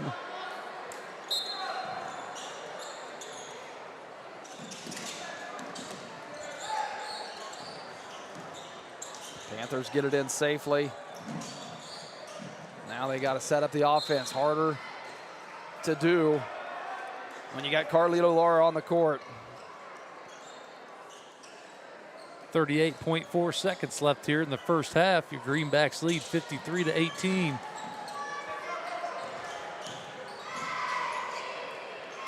Few seconds difference between the shot clock and game clock. Only about 1 second. Panthers on the baseline, nothing there. Trying to clear out some space. Smith directing the traffic, swings it far side to Welch. Barker up ahead to Morrell. Oh, too much. I think everybody's just so excited. Morrell with a smile on his face. He was out front running, waiting for it to come from Barker. That time looked like he was ahead of the defense. Nearly comes away with the steal on the inbounds. 14 seconds to play with for the Panthers here. Into the corner, come back to Morrell trailing. Morrell steps through, tough high shot off the glass, gets it to fall. And the Greenbacks under 2, a quick shot. Panthers able to take advantage of it, lay one in at the buzzer. And Noah Weber, his first bucket comes at the buzzer, but the Panthers trail this ball game 53-22 at half. Stick around, we got the Uptown Cafe Club DS halftime show when we come back. And we got Addison Sowers joining us when we do. You don't want to miss that. More Greenback basketball when we return here on Thunder Country.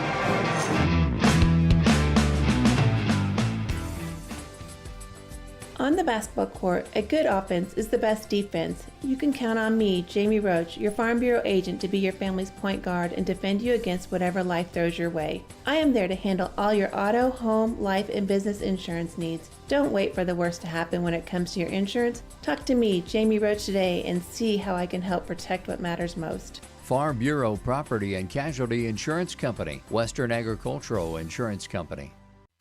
Clear, comfortable vision is one of life's greatest blessings. At Maydew Tebow Optometry, Doctors Troy Maydew, Seth Tebow, and Andrew Piester are committed to helping you maintain healthy eyes and clear vision. Prevention and early intervention are the keys to your eyes, providing that clear and comfortable vision your entire life. Regular comprehensive eye examinations are essential in identifying conditions that can damage your sight. Call us at Maydew Tebow Optometry for an appointment today or visit us at maydewtebow.com.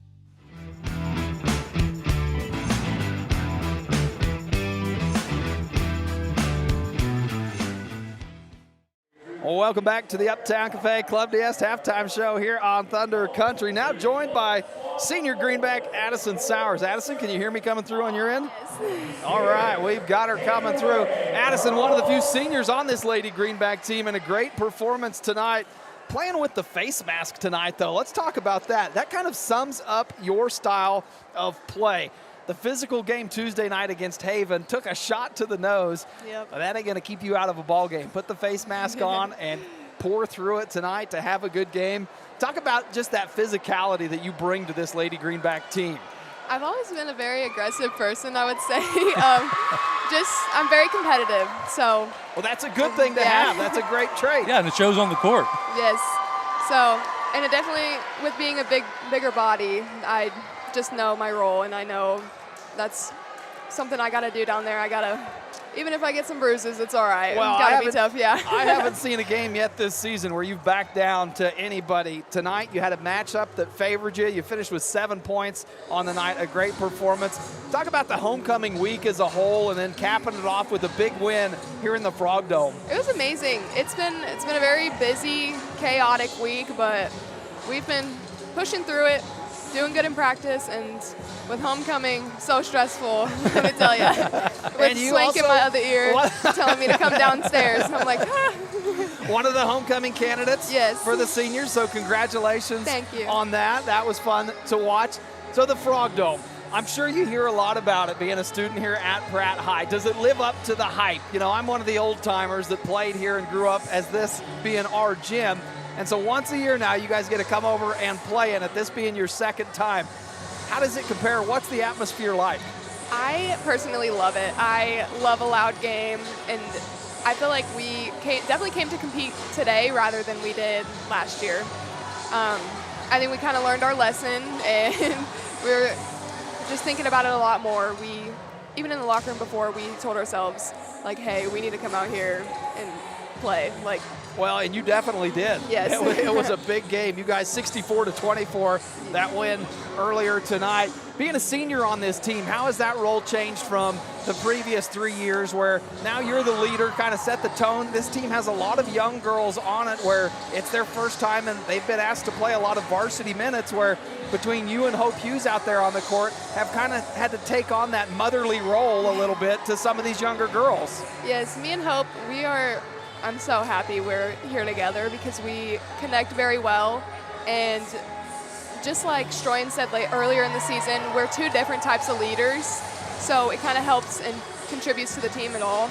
But it was definitely very nerve-wracking coming into the season. I was like, okay, well, I mean, I got to do this now. Like, it's my last year. I got to make sure it's great. But I think we're doing pretty well with it. We are finally starting to come together as a team. It shows. Yeah. Definitely more than it was in the beginning of the season, but now it's going great. Well, those are growing pains that unfortunately a senior has to endure at that point in the season. But as we look forward the remainder of the season, what are some goals of this team that you guys have to close out this season after coming off a big win tonight? Definitely just keep pushing as offensive-wise, our offense can struggle sometimes. The ball moved really well tonight. The high post. It did. It moved amazing. It moved really well through that high post tonight, and it really opened up a lot of the other girls. We got lots of steals tonight, too. So just playing with that enthusiasm and, really wanting to play and getting out there and, showing it on the court definitely will have to be multiple games ahead. And we saw Ellie Schmidt in the lineup tonight, out on the court the first time this season. Yes. Talk about her. She's had to watch from afar this whole time and now finally able to get onto the court and play alongside you guys. She has been so eager to come back, and I've just been telling her, I'm like, I know you want to push yourself, but everyone here knows you can do it. So I was so happy she got out there and got to play. Yes. She came in. She was such a big help with us.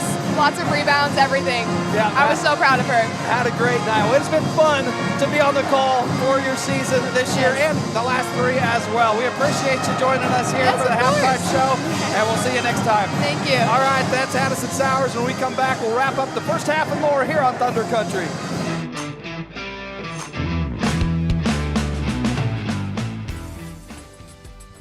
On the basketball court, a good offense is the best defense. You can count on me, Jamie Roach, your Farm Bureau agent, to be your family's point guard and defend you against whatever life throws your way. I am there to handle all your auto, home, life, and business insurance needs. Don't wait for the worst to happen when it comes to your insurance. Talk to me, Jamie Roach, today and see how I can help protect what matters most. Farm Bureau Property and Casualty Insurance Company, Western Agricultural Insurance Company.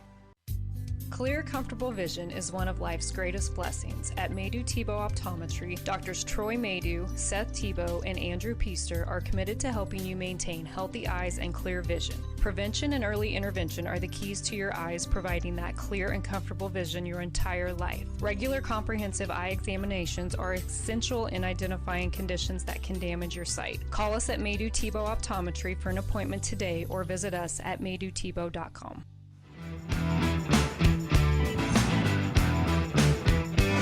Welcome back to the Uptown Cafe Club DS halftime show. If you can hear me out there, it is so loud in this Frog Dome with that band playing there. Things died down a little bit. They must have heard you. Now we can talk a little bit about that first half that the Greenbacks had. But first, thank you to Addison Sowers. She did phenomenal on the mic. First time we had her on this season, and I can say it probably won't be the last time now after that debut that she had. So thank you for her joining us, and just fun to talk to those kids and put a spotlight on them whenever we can. So that it may is, be a you know, reoccurring theme, yeah, is having them on for that halftime of the boys' game, always looking for something, and what a great addition to the halftime show. Addison Sowers joining us there, so had a lot of good things to say. First half, Greenbacks on top, 53-22, a big first half. Ball spread around a little bit. Strong and Morrell leading the way. Morrell with 14, Strong with 13, but DeMuth with 6, Liggett with 6, Titus with 4, and Poor with 6, both from beyond the arc for Poor. So he's got his hand hot from the perimeter. And the Panthers, just a mismatch here. After seeing one half of play, came into this ball game wondering a little bit how the matchup was going to be. You never know. After seeing one half of what this ball game was going to be like, this Panther team's just mismatched again. They're outnumbered and outmanned. Yeah, and their best player right now, Bronner, got his third personal there in the second quarter. That's something I think the Greenbacks are going to probably take advantage of in this second half, or maybe go after him. Like, he's probably their best player out there, and with being in a little bit of foul trouble. He's had the most success, 8 points, 6 of those in the second quarter. Was able to kind of get his shot going and get down low. But this Greenback defense, man, it's been the story of the night. They're just relentless out there on the court. And this crowd, they're kind of both feeding off of each other. You know, the defense feeding off the crowd, and then vice versa, the crowd feeding off of this defense, as it is an electric atmosphere here in this Frog Dome. About a minute away from second half action.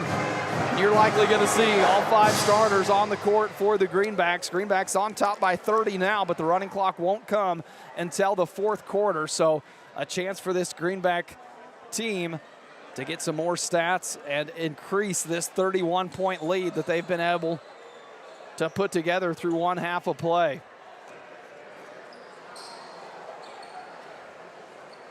It'll be Panther ball as we come out to start this second half. Panthers now going left to right on your radio dial. Again, if you're tuning in, a lot of different ways to watch or listen to tonight's broadcast. As always, behind the mic action here on Eastus Media. If you're watching this one, this will be the view all game. Full game on Greenback Activities YouTube channel. Strong picks up a block on the defensive end. And as always, Thunder Country 98.3 on the FM dial.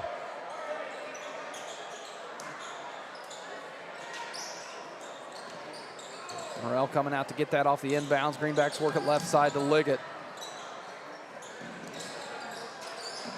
Panthers a little more aggressive on defense to start this second half. Morrell trying that footwork with the turnaround fader. Liggett on the backside. He'll go to the free throw line. Went up in traffic, and Morrell may have picked up the foul down low. We'll see who they call that on. And it will go against Rylan Morrell for the Panthers. His first. Liggett at the line, gets the roll.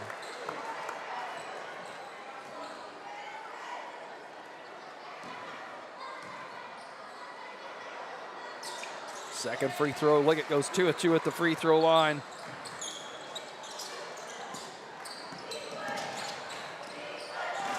Morrell able to get into the paint. Defense collapsed, had to kick it out. Good three-point look on the way. Cameron Welch knocks it down, his third of the night. 9 points for Welch, all 3 of those by way of the three-point bucket. Going to have to know where he's at on the court at all times. He's got the hot hand right now. Strong at that left elbow. Thought Morrell was crashing to the rim. A little miscommunication there, but Morrell able to keep it. Back to Strong. Morrell and Strong kind of playing a two-man game here in the left corner. Miscommunication. Barker was cutting to the rim. Strong looking for him and poked from behind. Titus slows things down. Coach Batten wanting to take a timeout. Not happy with the way that offensive set was run. A 30-second timeout. You can bet Greenbacks playing with a 30-point lead. The intensity from Coach Batten is not going to slow down or dissipate at all in this game. No, that timeout there just solidifies why Coach Batten has these boys playing at that high intensity. He did not like the last 2 possessions there and called a timeout, kind of got on them a little bit. And just, hey, boys, this is not our team. This is not what we do. Let's get our energy level back up where it needs to be. Greenbacks break the huddle, come out of the timeout. Refocused after that last possession. It'll be Panther ball on the baseline after Titus was able to get a hand from behind on that drive to the rim. Morrell to inbounds. Goes to Bronner. Puts a shoulder in Morrell, now spins. Tipped out of bounds. Last touched by the Panthers. It'll go Greenback way.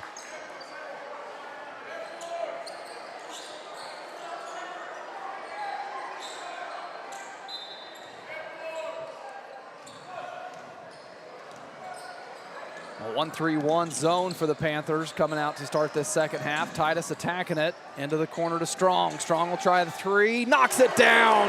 Well, you can shoot a defense out of a zone real quick if you're hot like that. Yeah, great job by Titus just to penetrate that 1-3-1, and great kick out, and Strong just set his feet and knocked her down. Drive to the bucket by Weber, nothing there, sealed off, has to kick it out, reset. Welch trying to get into the paint, and a reach-in foul, they're gonna say, on Liggett. Liggett will pick up his second.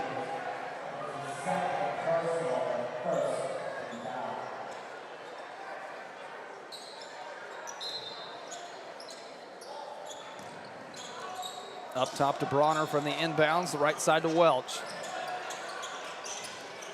Morrell gets by Barker. Barker recovers nicely. Morrell now in trouble. Kicks it out.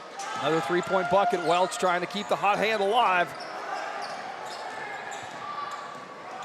Barker up ahead, has Morrell right side and just takes it himself to the rim. Morrell 16 points on the night. Greenbacks on top 60-25. Bronner left wing gonna try a three. Doesn't go. Liggett goes up high for the board. Greenbacks have numbers as the Panthers trying to catch up on defense. Barker dribbles into traffic, kick out, Strong and Morrell top of the key. Titus will try an elbow jumper. That one comes up short into the hands of Smith. Smith will try a jumper on the other end, got the touch. High bounce off the back iron. Shot drops. First bucket of the night for Smith, and Strong quick on the other end. Baseline drive for two more. Caleb Strong, 18 points, leads all scorers on the night. Having a great night, offensively and defensively. Greenbacks lead this 62-27, 4:50 to play here in the third. Titus trying to swipe that one away. Bronner has to recover, goes out to Welch and lost it out of bounds. Oh, the far official said Panther ball. And Near official was walking the other way. Yeah, I think he's gonna let that one stand.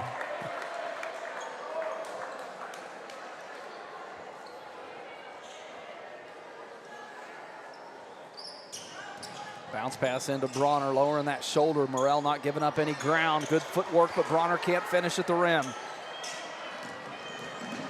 Titus pushing up ahead, runs into two Panthers. Kick out to Barker. Lara gonna try a three-point shot. In and out. Bronner with a good defensive board. Welch back the other way into the corner. Tipped. Say a whistle, top of the key. Go against Carlito Lara.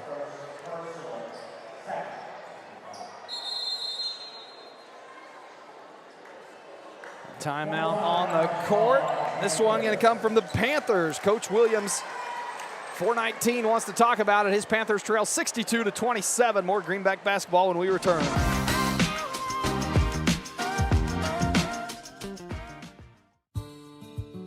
This is Terry from Gatlin Meckler's Pharmacy. On display in our pharmacy is a nice assortment of over-the-counter items and a wide array of medical supplies, which includes knee scooters, walkers, canes, and bathroom items. We bill Medicare for respiratory supplies and immunizations. Our preferred pricing on prescriptions will get you through the door, and our customer service will get you to come back. Be sure to stop in today and see us on Country Club Road in Pratt. When it comes to real estate, folks want to work with someone they know and trust. I'm John Hamm with Hamm Auction and Real Estate. Whether you're buying a home, selling land, or thinking about an auction, Kevin and I take the time to walk you through every step. No pressure, just honest local advice. We're proud supporters of the Pratt High Greenbacks and proud to be a part of this community. Give me a call at 620-450-7481 or Kevin at 620-770-2381. Hamm Auction and Real Estate, local knowledge you can trust. Welcome back, third quarter action, 4:19 to play here in the Frog Dome. Greenbacks on top 62-27. Timeout taken by Coach Williams, and a three-point shot from the corner falls. Dale Smith, his first three-point bucket of the night.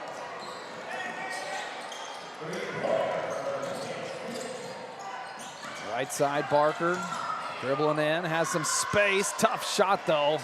Wasn't squared up with the rim, tried to fire anyway. Panthers up ahead. And thrown at the legs of Bronner. He can't come away with it. Lara gonna chase it down to the rim for two. That was just all effort play by Carlita Lara.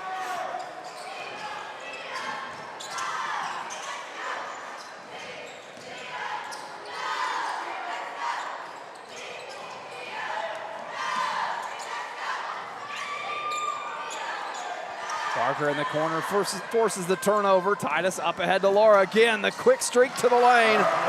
Lara back-to-back buckets on transition.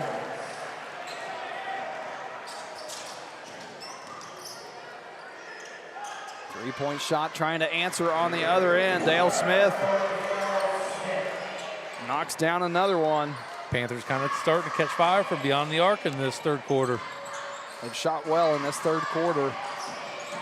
DeMuth peeling in, nearly stolen away, but in the hands of Barker. Goes right side to Morrell.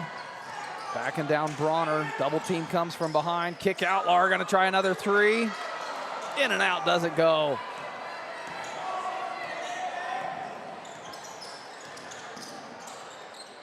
Bronner into the paint, nothing there.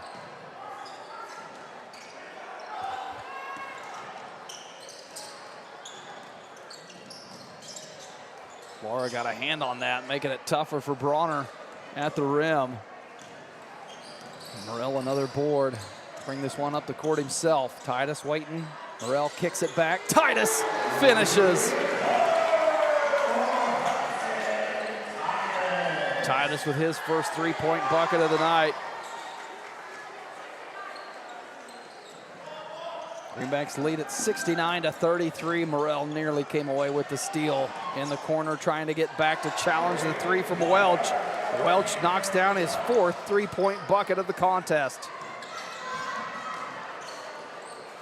DeMuth, the head fake, got his defender to bite on it, but couldn't finish. Good take. Bronner back the other way. 1:41 to play here in the third. Titus, baseline jumper.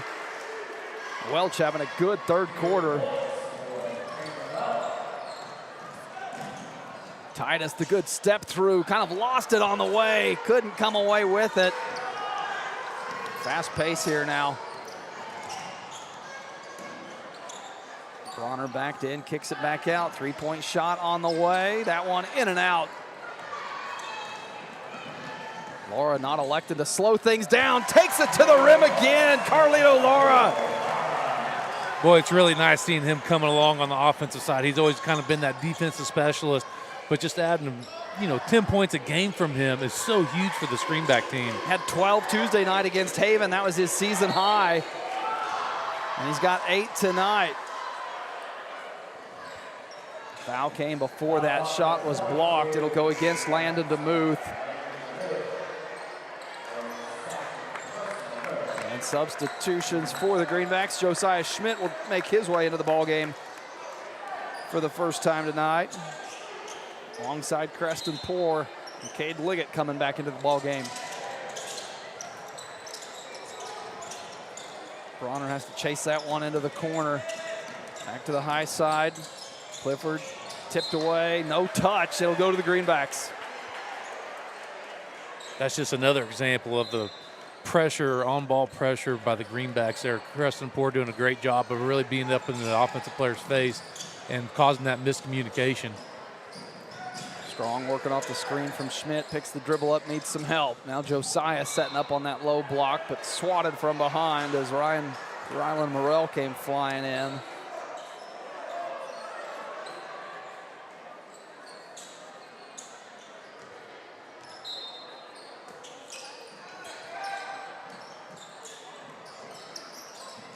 Lara, good cut from Liggett. Liggett finishes.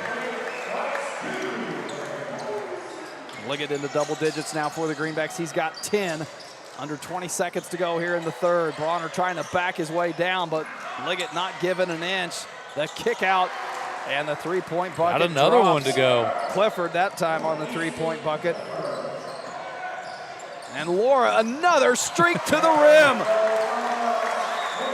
Boy, Carlito Laura showing off his speed, and a full court heave to close out this third. Falls short. The Greenbacks will take a 75-41 lead into the fourth quarter when we come back here on Thunder Country.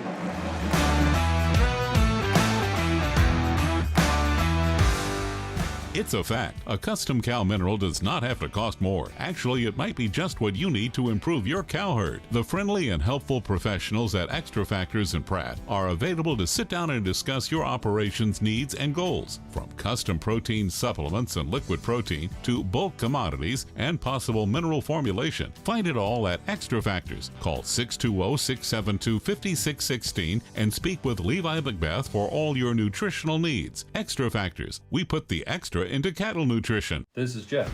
And Jared. At Intergreen Services, proud supporter of the Pratt Greenbacks. Around here we say one call fixes it all. From HVAC, plumbing, septic, electrical, and even water well service. We're your hometown team you can count on, just like the Greenbacks on game day. We're proud to stand behind our athletes, our school, and our community. So when something needs fixing at home, call Intergreen at 620-672-2338 or visit intergreenservices.com.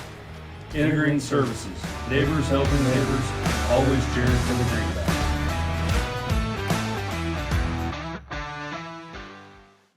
Well, welcome back. Fourth quarter action starts now. 75-41 your score. Greenbacks a commanding lead as they head to the fourth, and Carlito Lara nearly does it again. Got to the rim. He'll go to the free throw line. Have to do it the hard way. He's got such a quick first step. His afterburners are pretty impressive. At the free throw line, Laura knocks it down.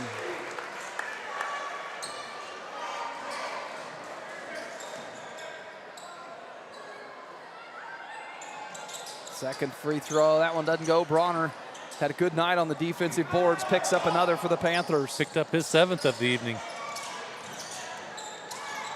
Trying to back down Josiah Schmidt. Shot too strong and everyone had cleared out. Rebound just fell into Schmidt's hand. Poor working left side for the Greenbacks. They'll reset. Strong coming out on the perimeter. Fakes the give to Poor. Now to Laura. Laura step through. Got the extra pass to Schmidt. Schmidt going up in traffic. Not there. Liggett put back. Second chance good.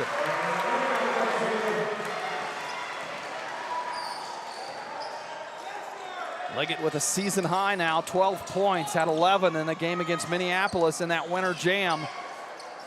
Picked up his 12th on that bucket. Bronner to the rim. Sends it over, now Strong back the other way. Trying to get to the left side, defended well. Kick out, Poor gonna try a three. Nearly drops, Laura there underneath the bucket, another one. Carlito Laura puts the Greenbacks at 80 on the night.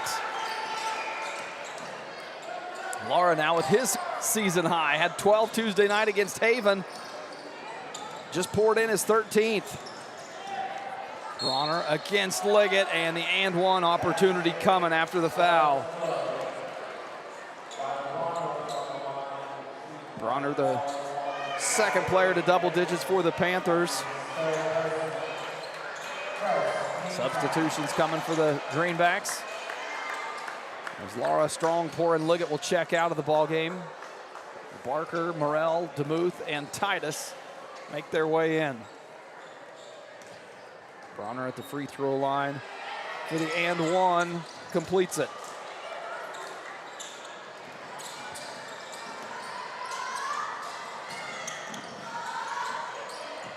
Morrell backing down Bronner, really having to use that body, but Bronner defend well. Titus now uses his body to create some separation, puts it in for two.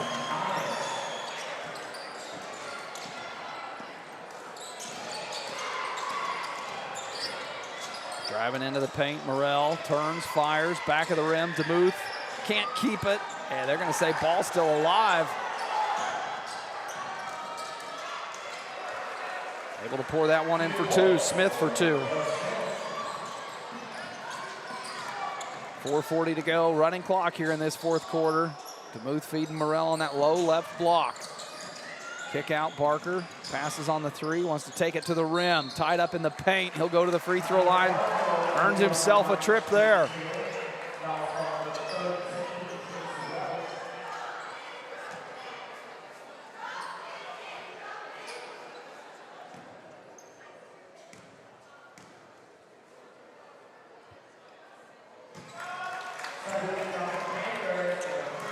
First free throw goes for Barker.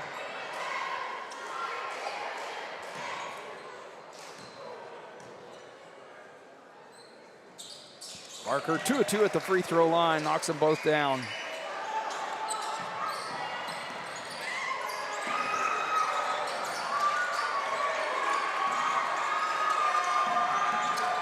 Deep three-point shot on the way, left iron. Barker fighting for that one, but it's Bronner that comes away with it. DeMuth will come in backside, clean it up. Titus looking up ahead. Has Schmidt on the baseline. Schmidt, the step through, doesn't go. DeMuth! And a substitution timeout likely coming from Coach Patton. Job well done, fellas. That starting five will come off the court.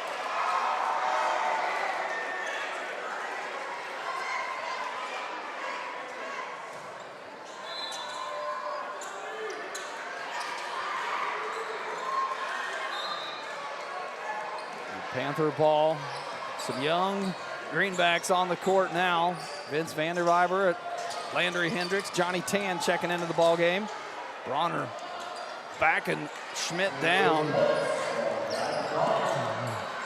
Nearly thrown away, and a travel.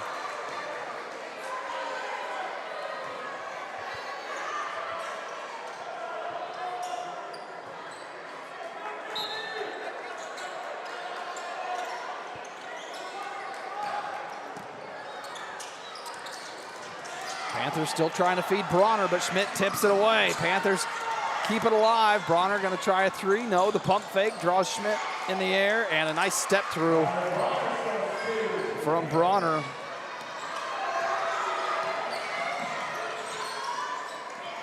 Four in the corner. Schmidt top of the key now for the Greenbacks. Hendricks will come out and get it. Swings it left side. Vanderwyver trying to drive baseline, needs some help.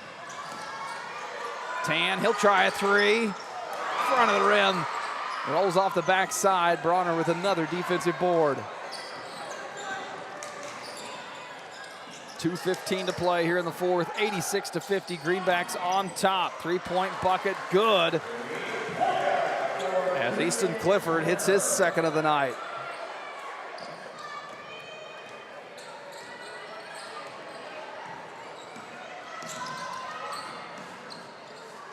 Tan left side, good step through. Bronner there for the block. Substitutions now for the Panthers.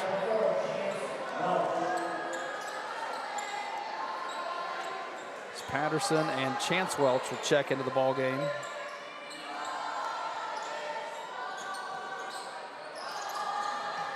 Poor comes into Vanderwyver. Doesn't like the look. Poor gets it back. He'll try a corner three. Hendricks, a good backside rebound. Chases that one down. Kick out. Vanderwyver, three-point bucket. Good. Let's go. Vanderwyver on the board. Greenbacks 89-53. 1:12 to play. Drive to the rim. Vanderwyver comes away with the steal. And a double dribble. No bobble on that.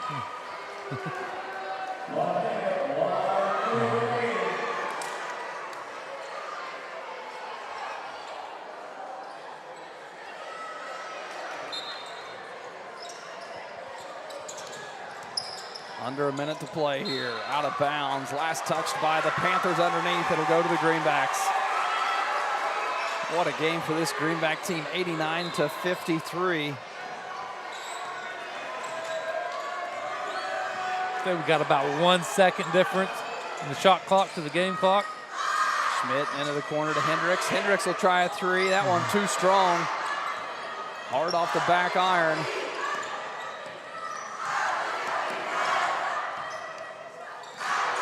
Well, top of the key, Bronner.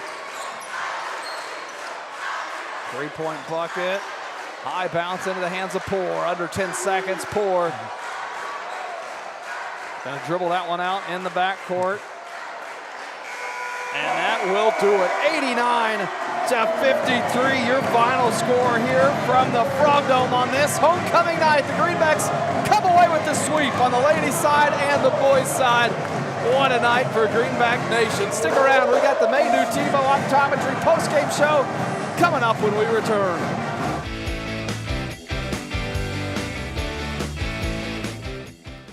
Are you interested in building a new home or remodeling your current one? If so, give J.A. Knight & Sons a call today. This is Chase Scully with J.A. Knight & Sons, and we are the area's premier general contractor and have been serving the Pratt and surrounding area for over 50 years with superior quality and attention to detail. We specialize in high-end residential and commercial construction and have now expanded our services to include pre-engineered metal buildings. J.A. Knight & Sons is a proud supporter of Greenback Athletics and would like to help turn your next dream into reality. Exceptional dentistry, right in your neighborhood. At Pratt Family Dental, Dr. Carson Hopkins and Dr. Stephen Coons are here to keep your smile healthy and bright. From routine cleanings to advanced care, our team has the expertise and technology to handle all your dental needs with comfort and confidence. Because at Pratt Family Dental, it's not just about teeth, it's about family, trust, and smiles that last a lifetime. Call today to schedule your appointment with Dr. Hopkins or Dr. Coons. Pratt Family Dental, where exceptional care meets friendly faces.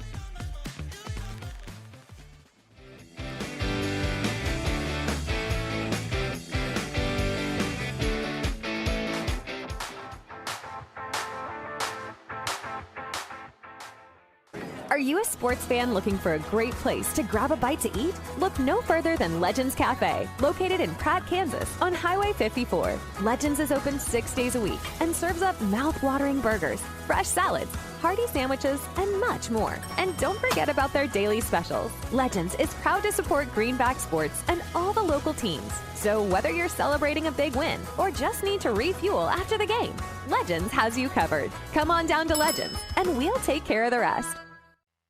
At Timish Electric, we light up your world with reliable and efficient electrical services. Our team of skilled and certified electricians is dedicated to providing top-notch service for all your electrical needs. From residential, commercial, or industrial needs, we ensure your electrical systems are safe, reliable, and up to code. Contact us today at 620-672-9334 to schedule a consultation. Timish Electric, proudly serving Pratt and the surrounding areas' electrical needs for over 25 years.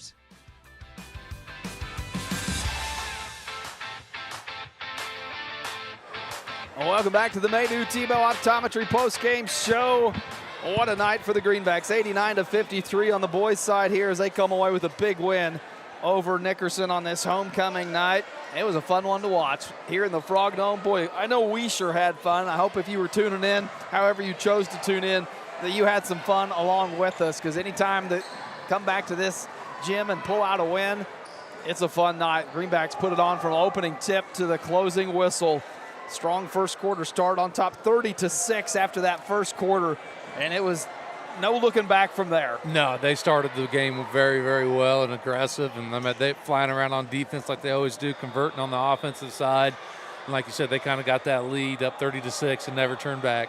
It was a great game. Morrell finished with 16 on the night. Strong with 18, led all scorers. Laura had a season high. Liggett had a season high. So all the Greenbacks getting in on the action. Poor had a couple big three-point buckets, but again, the defense, that first half from the Greenbacks, you could tell the Panther team was just, they were out of wits. They didn't know how to settle down, and credit to the Greenback defense. They didn't allow them to. It wasn't by choice. It was just too much pressure from that Greenback defense from start to finish. Strong, I think all 5 of his steals that we had him down for came in that first half, as we've got Coach Batten making his way up with us now. Coach, these are not very long post-game speeches. I assume the excitement to get up and join us just cuts those short for you and your boys. It is. You know, I couldn't wait to get up here. Well, then I'll let you start it off. I feel loved right now. Oh, man. Thoughts on that ball game? You couldn't ask for a better homecoming performance. A sweep for the Greenbacks on both the ladies and the boys' side. Came out, took care of business to cap off what is always a busy week for your athletes. Yeah, it was a good win. You know, I thought the first half we played well, did a lot of good things defensively, and you know, I thought our defense led to some easy buckets and got us really going. You know, we played a little 1-3-1, just, you know, kind of working on some things and trying to get it on film so we can get some practice with it. But you know, it's nice to do in here because you got a little smaller floor and you can spread out a little bit and kind of advantageous. But you know, I thought our kids played well and ultimately, you know, a good homecoming win. Yeah, it was. It was a great night for a multitude of Greenbacks. Liggett and Laura both with season high points tonight.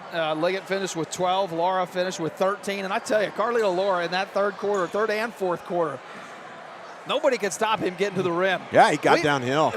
And when he decides to do that, he has got a quicker first step than many people that you're going to see on the court and on the track. Everyone knows how great of an athlete he is off the basketball court, but man, showing the speed off tonight. Well, it's crazy because, you know, he's an 800 runner. He runs a mile. Well, he's also probably one of the fastest kids in our school, like you're talking about. And cross country, a 5K runner as well. I know.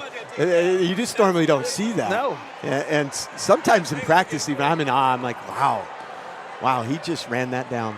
And I've never seen the kid tired. I was getting ready to say that. You never see him get tired. There was one of our games this year. He was tired, and we were all kind of like poking fun at him because none of us had ever seen him tired. But he had played so hard that he was tired, and we're like, holy cow, Carlito got tired. It could happen. Wow. He is human. But he's been fun to watch. He is. He's fun to watch, and he does a great job. And he's so he's so unselfish and just, you know, he wants to win, plays hard defensively, goes and gets those little steals, run outs, and things like that. And I just he's great on our team, and you know, he gives us that spark off the bench, and just kind of, you know, an extra little lift, and sometimes people don't understand how important that is. You know, everybody gets wrapped up in who's starting and this and that, and sometimes you need those guys that come off the bench and bring that spark, because that's what makes another set of runs. You know, if you can get a little run at the beginning and then you bring a couple guys in and then they spark a run, now all of a sudden you put back-to-back runs together. And honestly, that's what him and Landon have done for us in this, you know, in this kind of stretch right here. And it's been awesome for us. You know, I'll be honest with you, Coach. This game tonight, a big win, 89-53, and I didn't learn a lot about your Greenbacks because it was so dominating. Honestly, they're so consistent, and maybe that's what I'm learning, is the consistency is so important. What did you learn about your Greenbacks in a ball game like tonight, where you come out and it did just look like it was everything Greenbacks from start to finish? It's hard for me as just the general layman to take away. You're trying to bait me into finding something we need to work on. Yep. I knew it because you knew I had it. No, here's what I learned. When we play hard and we play together, we have a good basketball team. Yeah. We really do. And we're fortunate to have that. And our kids have really bought in defensively, and we've been complimented on that, which is awesome. But I'll say on the flip side of that, if we don't play together and we don't play hard, we don't look as good as we could. And that's something that we've talked a lot about, and it's something that we continue to preach, because, you know, we want to get to a point where we're competing at a high level against high-level teams, and so, you know, we don't want to have those lapses and those periods in a game where we're not consistent. And you know, but I think when our team plays hard and they play together, the ceiling's really high. Yeah, it is, Coach. It was a fun one to watch tonight. It'll be a big matchup Tuesday as we're on the road at Heston. That's one that everybody's looking forward to. It should be a great matchup, Coach. Again, great week tonight, great win tonight, a great week for your Greenbacks. Hey, thank you, guys. All right, that's head coach Chris Patton. When we come back, we'll wrap it up here on the postgame show. You're listening to Greenback Basketball here on Thunder Country.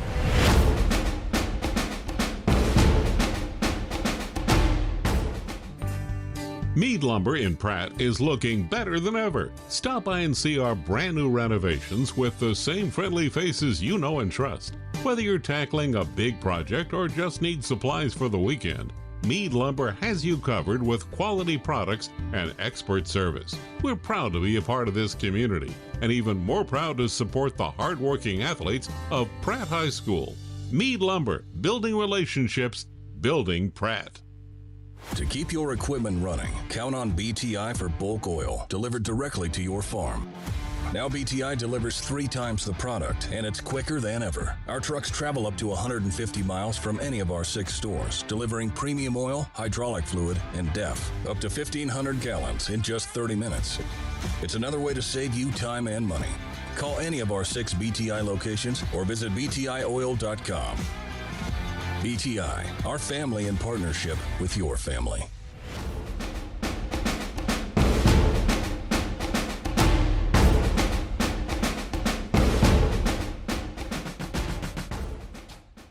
Welcome back to the Maydew Tebow Optometry postgame show here on Thunder Country. Always appreciate Coach Patton's time postgame and halftime as well of the ladies' game. Tried to catch him up there. He's always so coachly. Hey, he's seasoned. You know, he's a veteran. He is a very seasoned veteran, and that time he got the best of me. I tried to slip a sideways question to him to bring something out, and he saw it coming from a mile away. So always appreciate his time. Big night for the Greenbacks. Morrell finished with 16 points as we run down the stats. Strong with 18, Titus 9, Parker 4, Liggett 12, Laura 13, DeMuth 8, Poor 6, and Vanderbiver pouring in 1 for 3 at the end. On the Panthers side, Morrell 4, Welch with 14, Smith with 10, Bronner 15, Weber 2, Clifford with 8. Greenbacks 89-53, your winner. On the Ham Auction buckets for Booster Club, Greenbacks came into this ball game with 70 on the season and added another, let's see here, 1, 2, 3, 4, 5, 6 on tonight. So 76 takes their total for the Ham Auction buckets for Booster Club. Thanks again to John and Kevin. And we're going to check on that dunk record to see if we can find that, John. He touched base with us, came down here and asked us, what, is there a dunk record? Wondering if Morrell might have that. If not, it'd just be fun to see who does has it. Because, like I said, there have been some high flyers come through wearing these Greenback Almost had uniforms. another one tonight. Almost had a couple tonight. Just couldn't get them to rattle home. So none tonight. Now time for the Timish Electric Player of the Game. This one, I felt like we were on the same page on this one. Caleb Strong led the way, 18 points, did that in 3 quarters, and that first half had 5 steals in that first half, just really came out and didn't give an inch on defense and executed on offense. Had a couple threes, had some big buckets, some drives to the rim, some nice backside rebounds that turned into points. Just an outstanding night tonight for the junior. Yeah, I mean, he just stood out and did a really fantastic job tonight, did a little bit of everything. His defensive presence tonight really stood out to me, along with, there's multiple guys, but his just jumping in that pass lane and getting all those steals and being able to convert. I mean, he had a great game. So the boys come away 89-53, and the ladies take care of business as well, 64-24, clean sweep for the Greenbacks here on homecoming night. And that will wrap it up for us here in the booth. We appreciate everybody who tuned in to listen or watch, however you chose to do it, whether it was on one of the Facebook streams, the Behind the Mic action, on the YouTube for the Greenbacks, or on the 98.3 radio dial. This was a fun one tonight. It always was. We went live a lot earlier than we usually do just to talk Frog Dome history and Frog Dome lure, and it was a fun one. It's always fun this time of the year, and I feel like now each year for this Frog Dome game, we just need to keep ramping up this pregame. Well, we always get word we're going to run out of stuff to talk about, but then we're like, oh, man, we got to go back to the game. I know. I said it during one of the commercial breaks with about 5 minutes to tip off. I said, man, I could have gone for another 2 hours talking Frog Dome and Greenback history. So next year, we got a whole year to plan for it. If you watched along and enjoyed it, leave a comment or leave us some suggestions for the next Frog Dome show. It'll be a fun one. We'll make sure it is. I've been Cody Eastus alongside Logan McAllister, and once a Greenback, always a Greenback.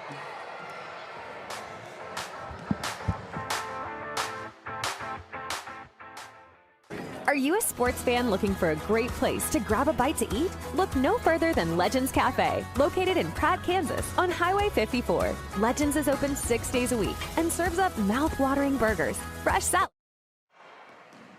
Appreciate you tuning in. If you're watching the Facebook stream or the Eastus Media stream, this is what happens behind the mic. Thanks for leaving comments. As always, do that thing, like, follow, share. Till next time, Heston, next week we'll be on the road. It was fun. At Timish Electric, we light up your world with reliable and efficient electrical services. Our team of skilled and certified